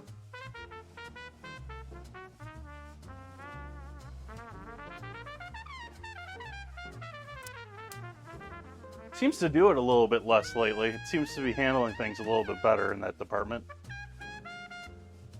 And again, I'm not sure if that's the camera that's flickering or its network, because that, as I've said before, this camera that I'm pointing at you right now, that camera right there is over Wi-Fi.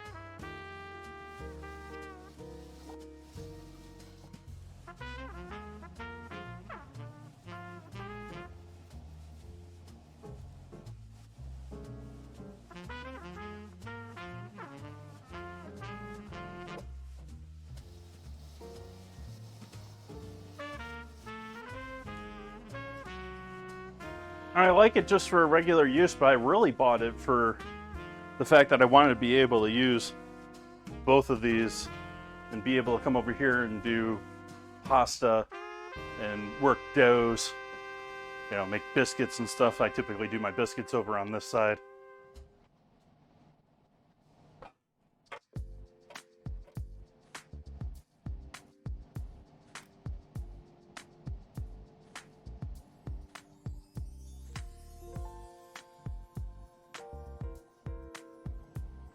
It depends on the wiring that you got too.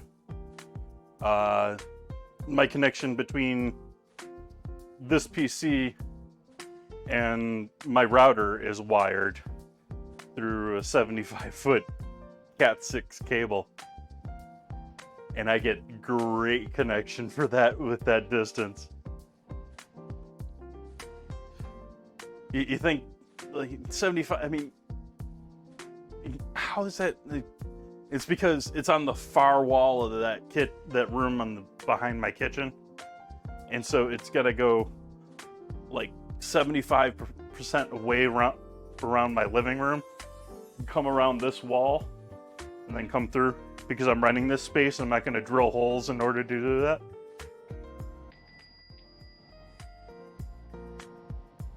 Oh, did we get a raid that I didn't notice there? Thank you for the raid. Welcome in the Fat Crew Club. Happy to see ya. How you been?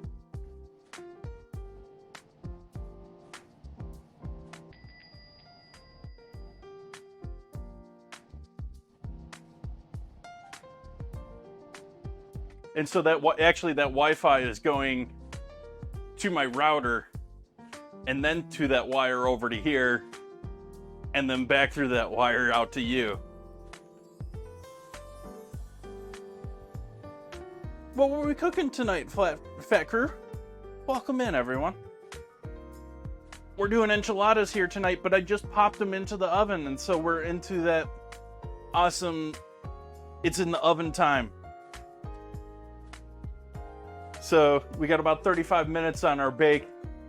I've got some green chili and tomatillo enchiladas in there with some chicken breast meat and some I roasted off peppers, Anaheims, jalapenos, green bell, and oyster mushrooms, along with some tomatillos to start off. Blended that into a sauce and used that for my sauce. Thinned it out a bit with chicken stock, bunch of coriander, bunch of cilantro, bunch of oregano in there, a little bit of thyme. Well, thank you. Yes, quite proud of my cast iron cookware. This pan could use a little attention, but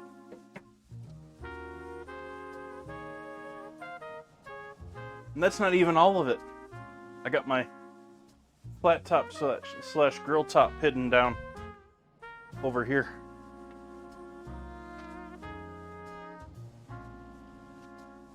And I've got another cast iron that's been in the family for a long, long time. It's my parents hasn't made it out to me.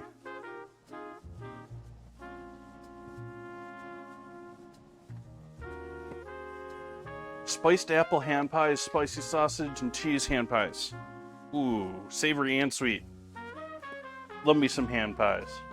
It's been a minute since I've done some pies. There was a chicken pot pie article in New York Times this morning that was looking gorgeous, and I was like, oh, I need to make chicken pot pie. So that's two things I gotta put on the list here. What was the other one? I already forgot the one that I did like at the beginning of the stream. Was like, I gotta make that. Oh, a chicken sandwich, but not a fried one, since everyone's doing fried chicken sandwiches.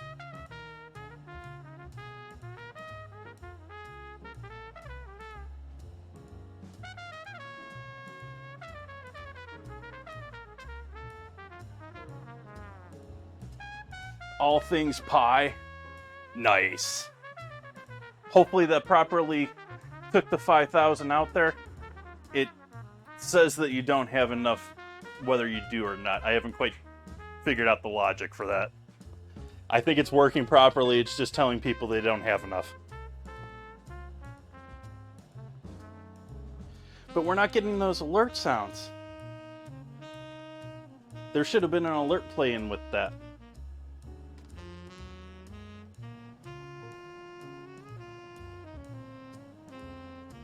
Monte Cristo, I've done one of those on stream. It's been a minute, but those are things that you want to have once a minute. Like ham and cheese sandwich, delicious. Maybe even with jam, delicious. Frying it, delicious, but oh.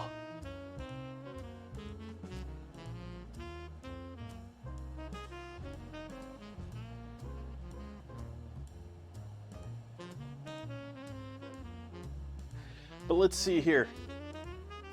We have things sort of booked up here for much of this month here, Will. So I mentioned in the Discord, going to be pushing most of these to the beginning of next year here. Let's see what we got for space. We got any space?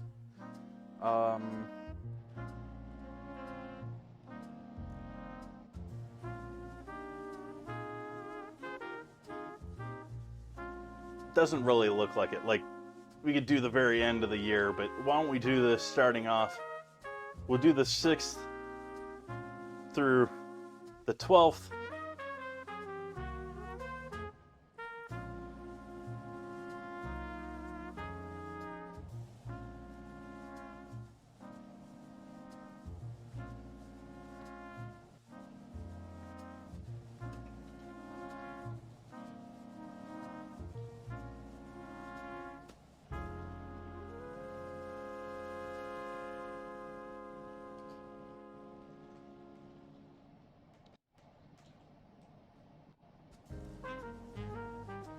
All right, so January 6th through 12th will be Will Poker's All Things Pie Week.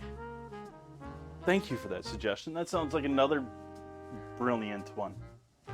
Along with I really like doing the Chinese takeout week that you suggested before.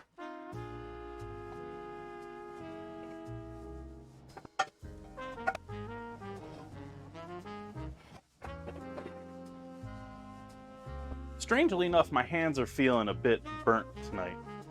I don't think I've done any. I'm not sure what I've done, whether it was hot water or what, but you know, you get that like tight feeling and sort of achy. Not quite really burnt, but you need to cut back.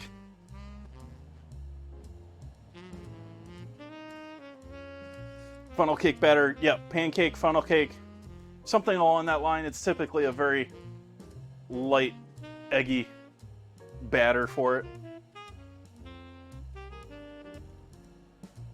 That's probably it. It's probably the pepper juice on my fingers. Thank you, Zeke. That's probably exactly it.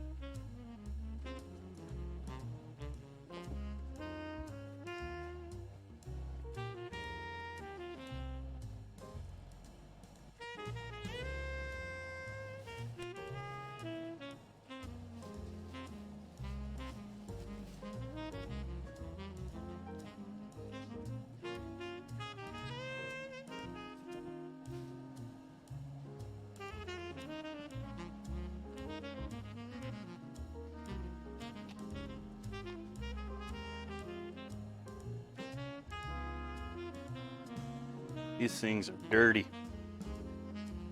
All sorts of sand on these. Usually they're a bit better about that. Green onions. They're relatively easy to clean. It's a lot harder to clean leeks.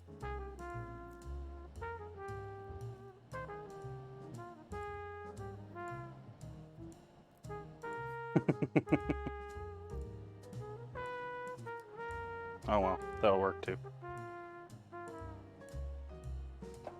Make sure all the ends of these are looking clean.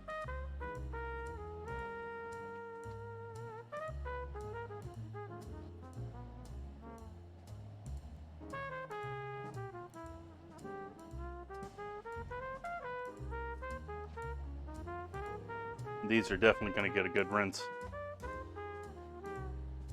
Because they be sandy and dirty.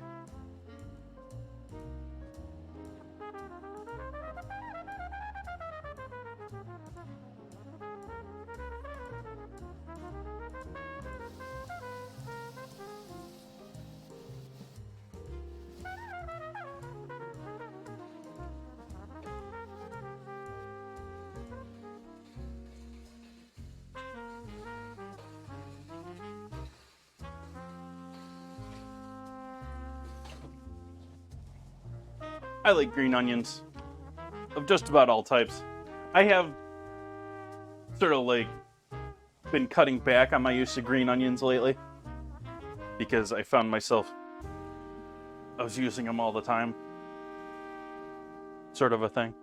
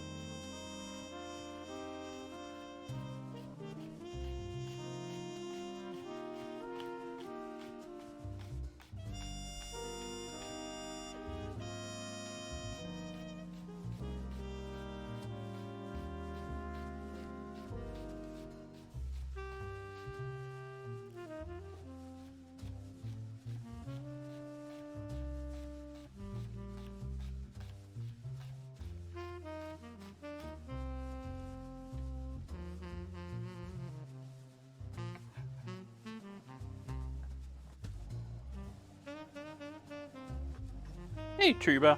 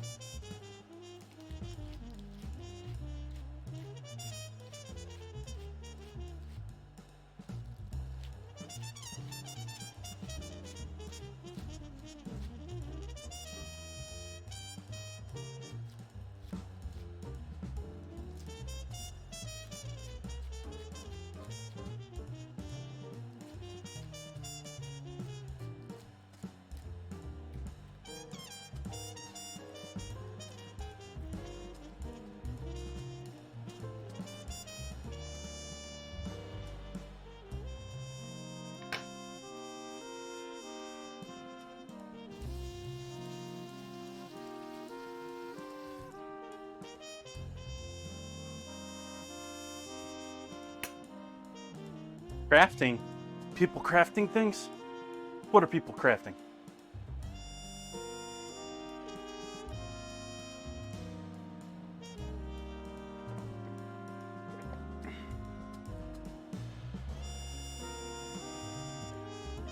So we get some green onions for the top now. Just a few.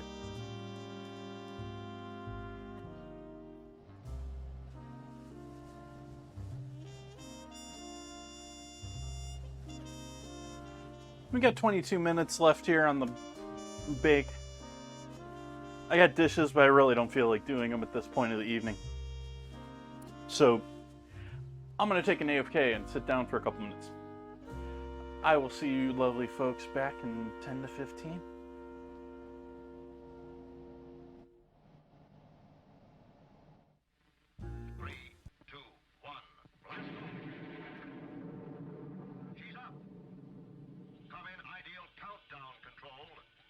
Second launching.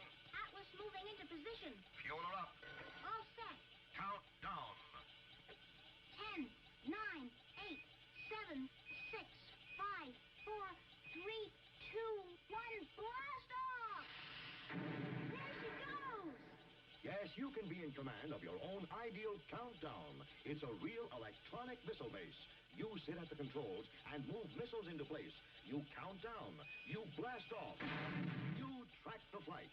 The ideal countdown comes complete with moon missile and lunar probe, as well as the giant Atlas.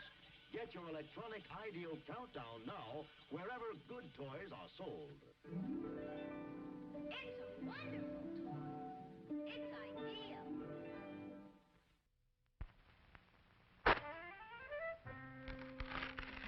There's no other box of facial tissues like this. Scotty's new Magic Oval box. Only Scotty's give you tissues that float up gently, one at a time, and come out in neat handfuls, too, because there's a Magic Oval inside every new Scotty's box. Only Scotty's Magic Oval can give you tissues that float up, smooth and easy. No tugging, no tearing, no extra tissues tagging along. And Scotty's Magic Oval does even more. It lets you reach in for tissues by the handful, all neatly folded, just right for pocket or purse. Scotty's new Magic Oval box is pretty, too. And inside, soft, strong, sneeze-proof Scotty's. Remember, for tissues that float up smoothly and come out in neatly folded handfuls, look for Scotty's pretty new Magic Oval box, the only one of its kind. It's the newest, most exciting sound in town. It's a General Electric blender that's going around. Completely new from base to lid. Take it apart, see what they did. The non-skid base is the lowest you'll ever see. The decanter has a 36-ounce blending capacity. The non-spill lid is really smart. For blending convenience, it comes apart. Add additional ingredients, if you will. Look, no splash, see no spill. Put them all together and you know it's true. The General Electric blender is best for you. If you want to know another reason why, It's only 10 and 1/2 inches high. stores easily on the counter or on a shelf. There's 1,000 things you can make yourself. Make party spreads. Great cabbage heads. Blend the meatloaf for a family of 8. Make ice-cold drinks you'll appreciate. Now's the time for you to buy the General Electric blender. Did he say only 10 and 1/2 inches high?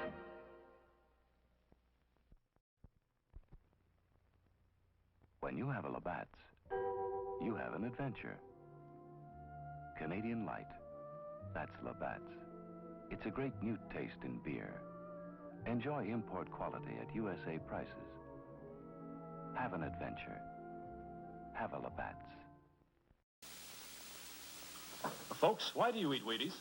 We like it. But did you know it's always been whole wheat with all the bran, and bran is one of nature's best sources of food fiber. That's news to us. Wheaties breakfast this morning? Sure, it helps me feel fit. But do you know Wheaties has bran fiber your body may need? That's news to me. Why Wheaties? Oh, we love the taste. I have for years. But do you know for years you've been getting something extra for your diet? Bran fiber? Well, that's news to me. Wheaties. It's brand news. Now, a new creation from Seal Test. Cottage cheese in ready-to-serve portions. Handy envelopes bring you brand new convenience and ease. Zip, it's open, quick and neat. Just the amount you need, the easy way to serve cottage cheese. The rest stays moist and creamy, ready for next time. Are they handy? Cottage cheese in ready-to-serve portions. So easy to use, quick, and no bother at all. The rest stays really fresh, moist and creamy. Yes, serving cottage cheese was never as easy as this. Seal Test's new square package with handy, ready-to-serve portions. Zip, it's open, simple as can be. The rest stays moist and creamy fresh. You'll love Seal Test cottage cheese in new, ready-to-serve portions. Get some soon. Next week, George and Gracie will be brought to you by Carnation. Hiya, happy boy. Wish you'd been with me today. We saw a great dog show, some beautiful dogs. There was the handsomest poodle, a real beauty, an international champion. His owner gave me some good advice. There are many dog foods on the market, but the Carnation Company makes the best. It's called Friskies, and it's quality all the way through. You should have seen the champion collie. He won everything in sight. The handler told me. A very important part of this champion's diet is meat. That's why we feed him Friskies. The principal ingredient is lean red horse meat, the best you can buy. So happy, you're getting real quality, and you're going to get your Friskies right now. Friskies is prepared to the high standards of Carnation Company and guarantees prime-grade nourishment. What? Keeping the coffee in the icebox? Yes, Mr. Jones, it's a new kind of coffee, roasted by a new secret process. Hence, this new none-such coffee has a different flavor, a flavor preserved by vacuum packing, the flavor retained by refrigeration after the jar has been opened. Just taste it. You can't miss that delicate aroma, that clean, mellow taste. Yes, in cooking, the way to a man's heart is most of all through the coffee pot. In every jar, you'll find 3 special pointers, valuable in all methods of making coffee. Try new none-such coffee now. Use half the jar. If not 100% satisfied, get all your money back from your grocer without argument. Special for movie week, only 28 cents a pound, plus 3 cents refundable deposit on the jar.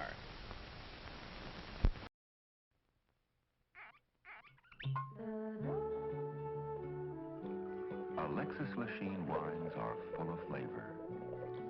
Alexis Lachine wines are dry. Alexis Lachine wines are mellow. Drink an Alexis Lachine wine with any kind of food. Or anytime you feel like relaxing with a drink. Alexis Lachine, fine French wines.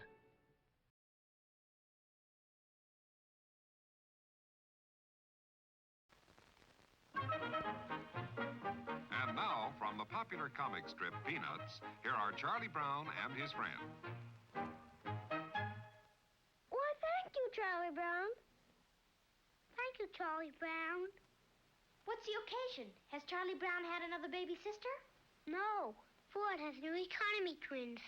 So he's passing out chocolate cigars to everyone. Everyone? Yes, everyone. You bet your boots, everyone. 'Cause it's just like they said. We've got something big to celebrate. And here it is.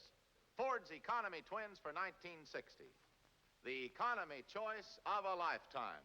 Oh, I'll bet you've never seen a prettier twosome than this. There's the new size Ford, the Falcon. And next to it, the large economy size Ford, the Fairlane 500. You know, the 60 Fords were featured in the recent issue of Vogue magazine. And when you run your eyes over the elegant good looks of this Fairlane 500, it's sure easy to see why Vogue says Ford means a fashion success. And all this all-new beauty is yours for an all-new price. That's right. This roomier, more luxurious Fairlane 500 is actually priced a whopping $142 less than last year. And as for this pretty Falcon over here, well, just wait till you check its price sticker. It's America's lowest priced 6-passenger car. In fact, it's priced up to $124 less than the other compact cars. Look them over in your Ford dealer showroom. 2 new Fords, 2 wonderful new ways to go the finest. Ford's Economy Twins for 1960. A pleasure, Milton. In just a moment, we'll see how well Milton does at the Pentagon. But if you want to see busy hands at your house, just you offer this lively Christmas party dip that's so good to serve with king-size Fritos corn chips. Just follow the recipe right on the Fritos package. Of course, it calls for the famous Philadelphia brand cream cheese. an 8-ounce package, which we blended with 2 tablespoons of milk till it's nice and smooth, like so. Then come 2 tablespoons of Kraft cream-style horseradish for zesty flavor, a 1/4 teaspoon of Worcestershire sauce, and finally, a dash of salt. And we'll blend our Philly mixture again. And when party time comes, let the folks enjoy this wonderful Philly horseradish dip with crisp king-size Fritos. There are those busy hands. Just remember, you make the best-tasting dips with the freshest-tasting cream cheese you can buy. Philadelphia brand cream cheese, made only by Kraft. Oh, Mr. Wiggles, what are you doing pointing all the way over there? Over here. Over here. There we go.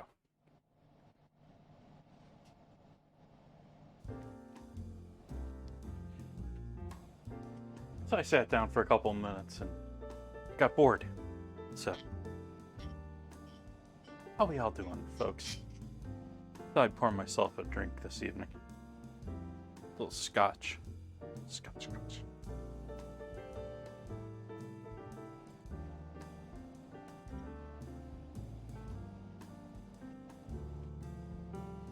Scotch I got for Thanksgiving. Cheers, folks.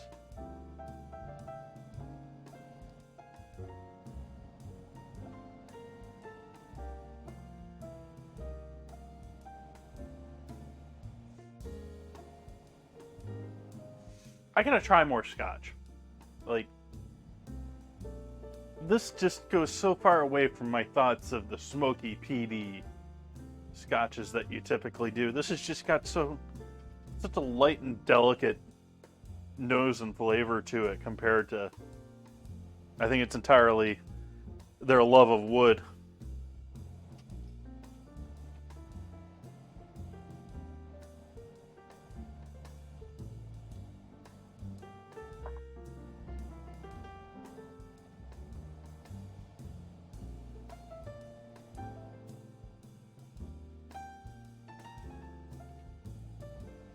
Got about another 10 minutes on our enchiladas. What's everyone else eating tonight?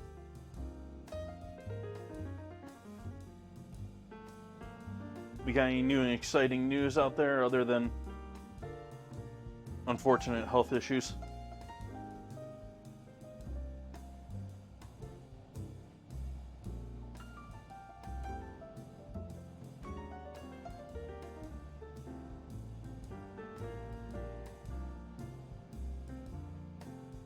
Smells great. The onion.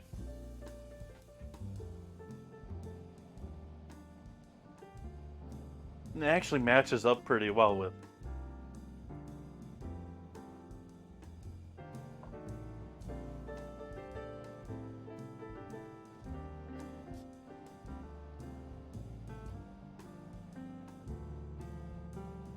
chicken and sausage gumbo. That's a winner of a dish.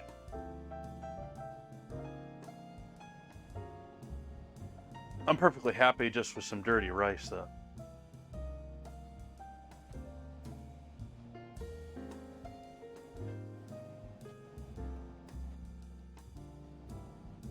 Chicken and sausage, like, how many people out there are fans of chicken sausage? I am not a fan of chicken sausage whatsoever. I think it's a horrible texture. I think it's a bad texture when like, the only way that it ever seems to really work like as a sausage is when it's like a solid mass, which proper sausage is not.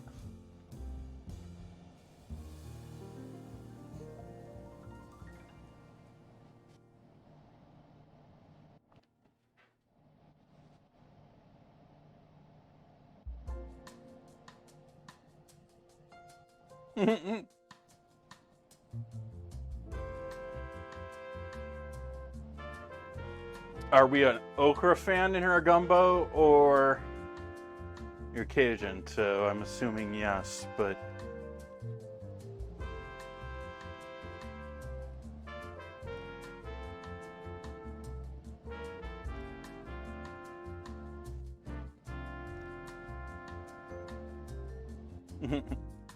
Penguin, welcome in.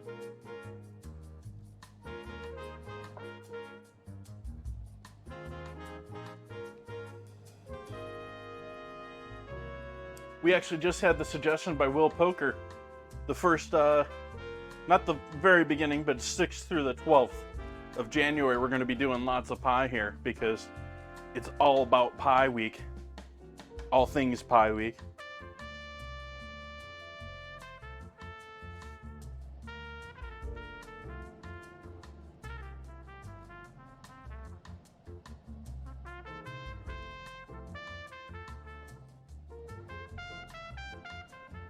Yeah, feel it powder. I don't really use that at all, and it's something you got to put on like last second.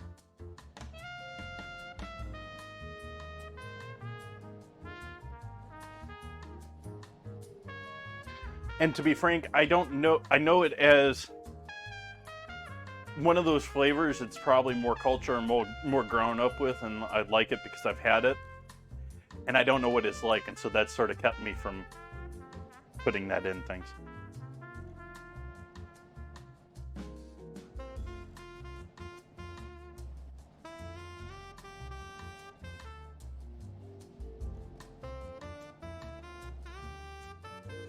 Now, what's your take on Creole versus Cajun?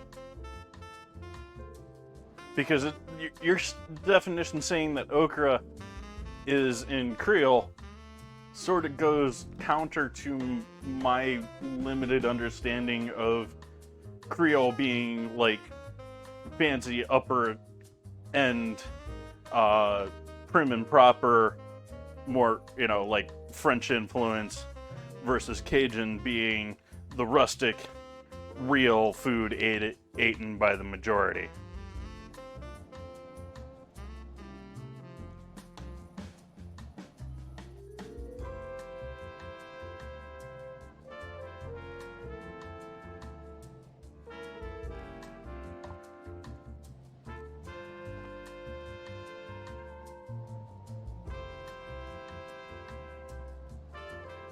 Okay, I can see that too.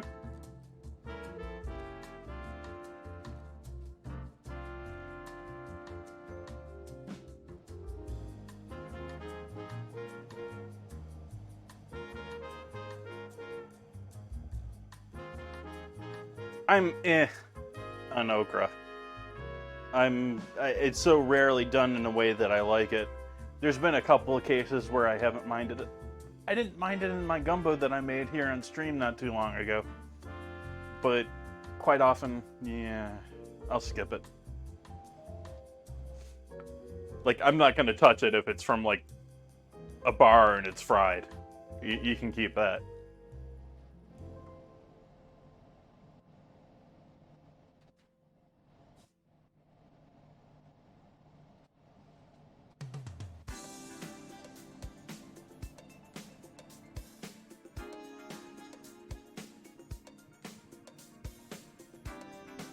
Yeah, old Cajun rule is, I thought it wasn't just salsa, I thought it was all meats. It's either all seafood, or it's sausage and chicken and pork, or it's shrimp and crab and fish.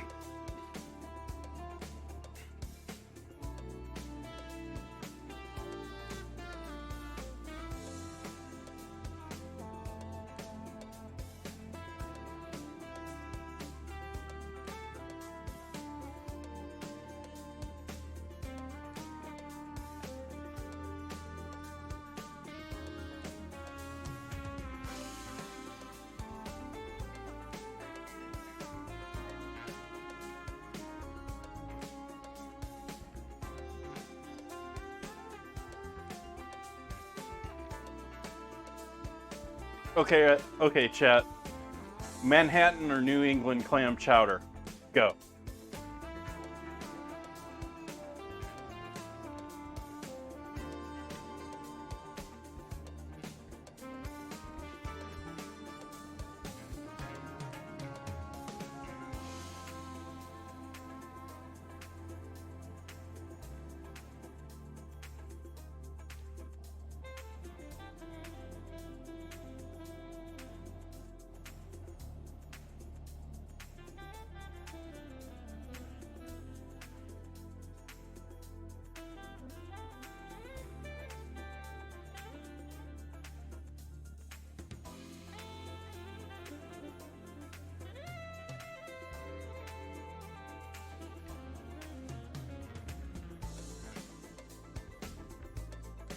New England?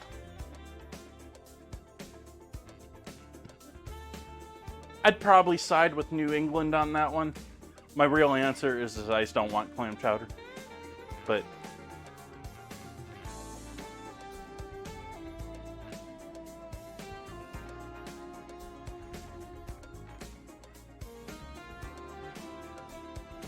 I would honestly say, other than maybe the flavor of it cosmic, you're not missing a whole lot because, again, like okra, like 99%, maybe all of the clam chowder that I've ever had was full of rubbery, overcooked clams because it's soup.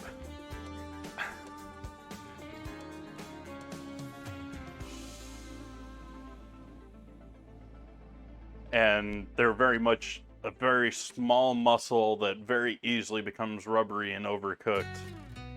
And so unless it's like a completely blended soup, which is not traditional with that, I'll take a pass.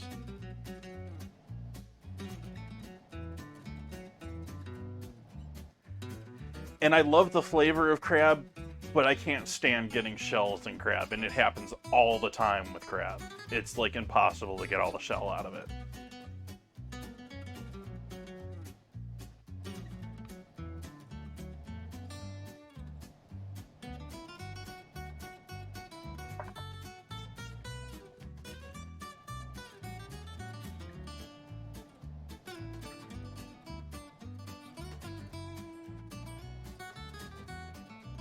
Like, I greatly enjoy the last time that I remember having crab was with family in a beach house, and I loved the dishes that they made, but kept getting shelled and things. It's just crab. It's the way it is.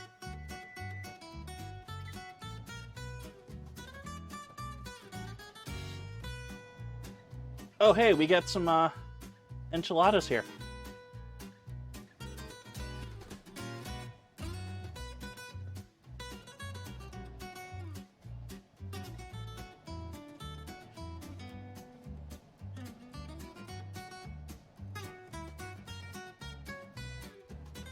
Hi there, enchiladas.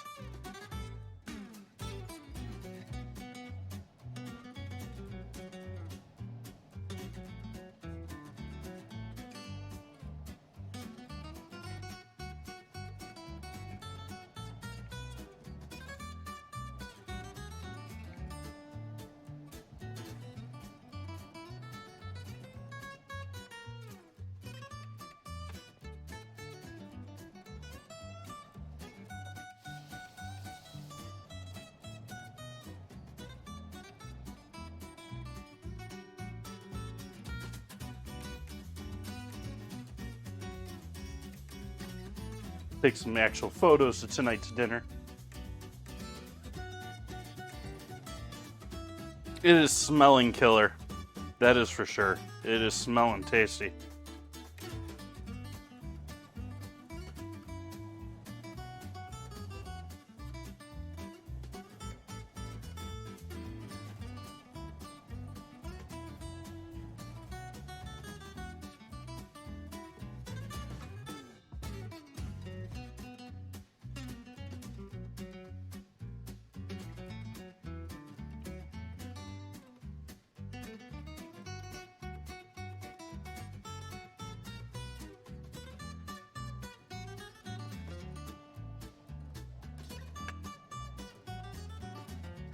And just how I like it, little crispy, little cook to it, so we get all of those textures going.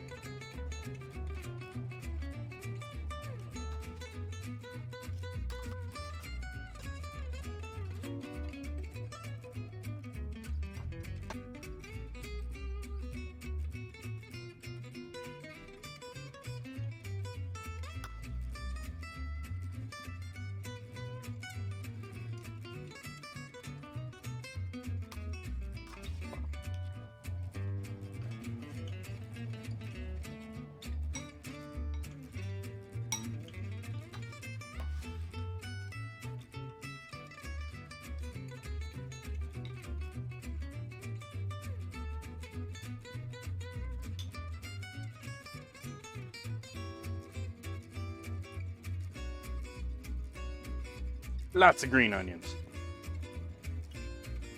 Especially since Chet seems to love green onions tonight.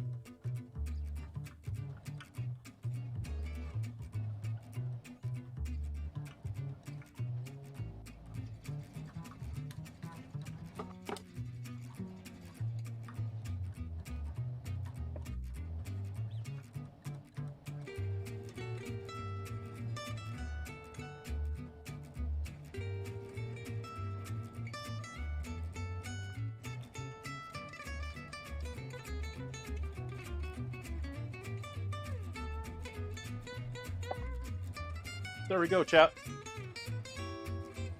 Enchiladas.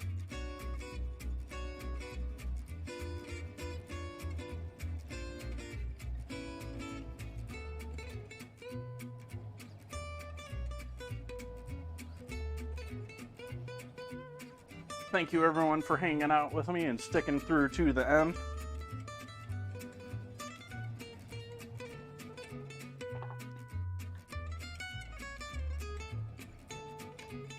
I am happy with those. Let's give the cheese a try. Again, we're just using pepper jack, so I didn't like the way that teared. Want a little more pull on my cheese.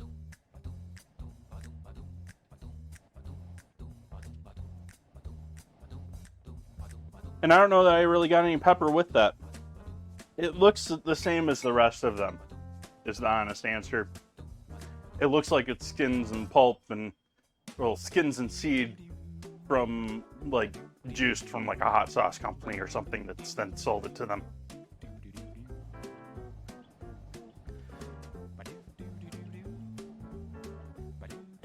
Welcome in, Peanut. Yeah, it hasn't been a minute. Hopefully you're well.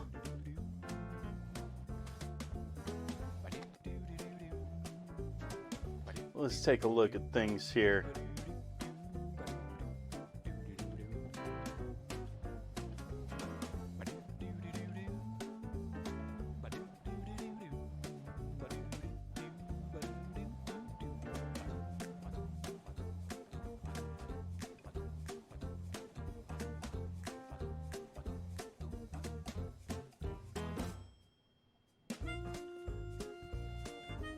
I think I'm going to call it right there tonight, folks. Greatly appreciate you all coming to join in with me while I made enchiladas. Going to be doing taco salad on Tuesday. So Taco Tuesday, going to be Taco Salad Tuesday. Hope you come back to join me for that. We do have the ingredient challenge going, as always, in the Discord.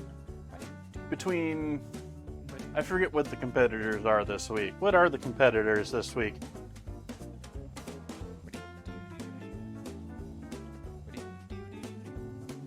We have chicken salt, which I'm familiar as being similar to like a seasoning salt or almost a bouillon seasoning, and fried chicken. So we got the battle of chicken this week. And I'm gonna have to make dinner and dessert on Wednesday with the winner of that vote.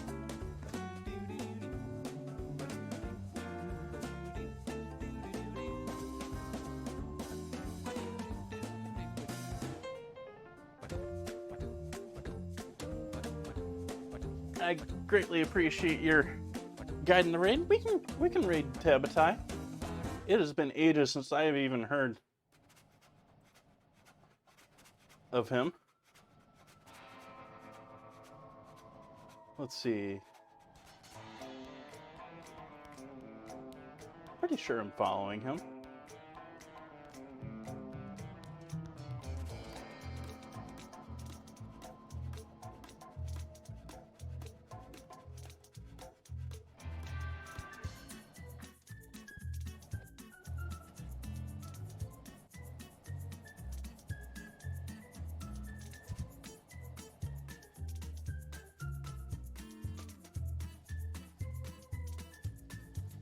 Alright, so give a raid to Tabatai. Give him my best. I'm gonna go and eat, so I'm not gonna say hello. Greatly appreciate y'all hanging out with me. Hope to see you back here soon. Thank you for joining me tonight. Have a great night, everyone. See you soon.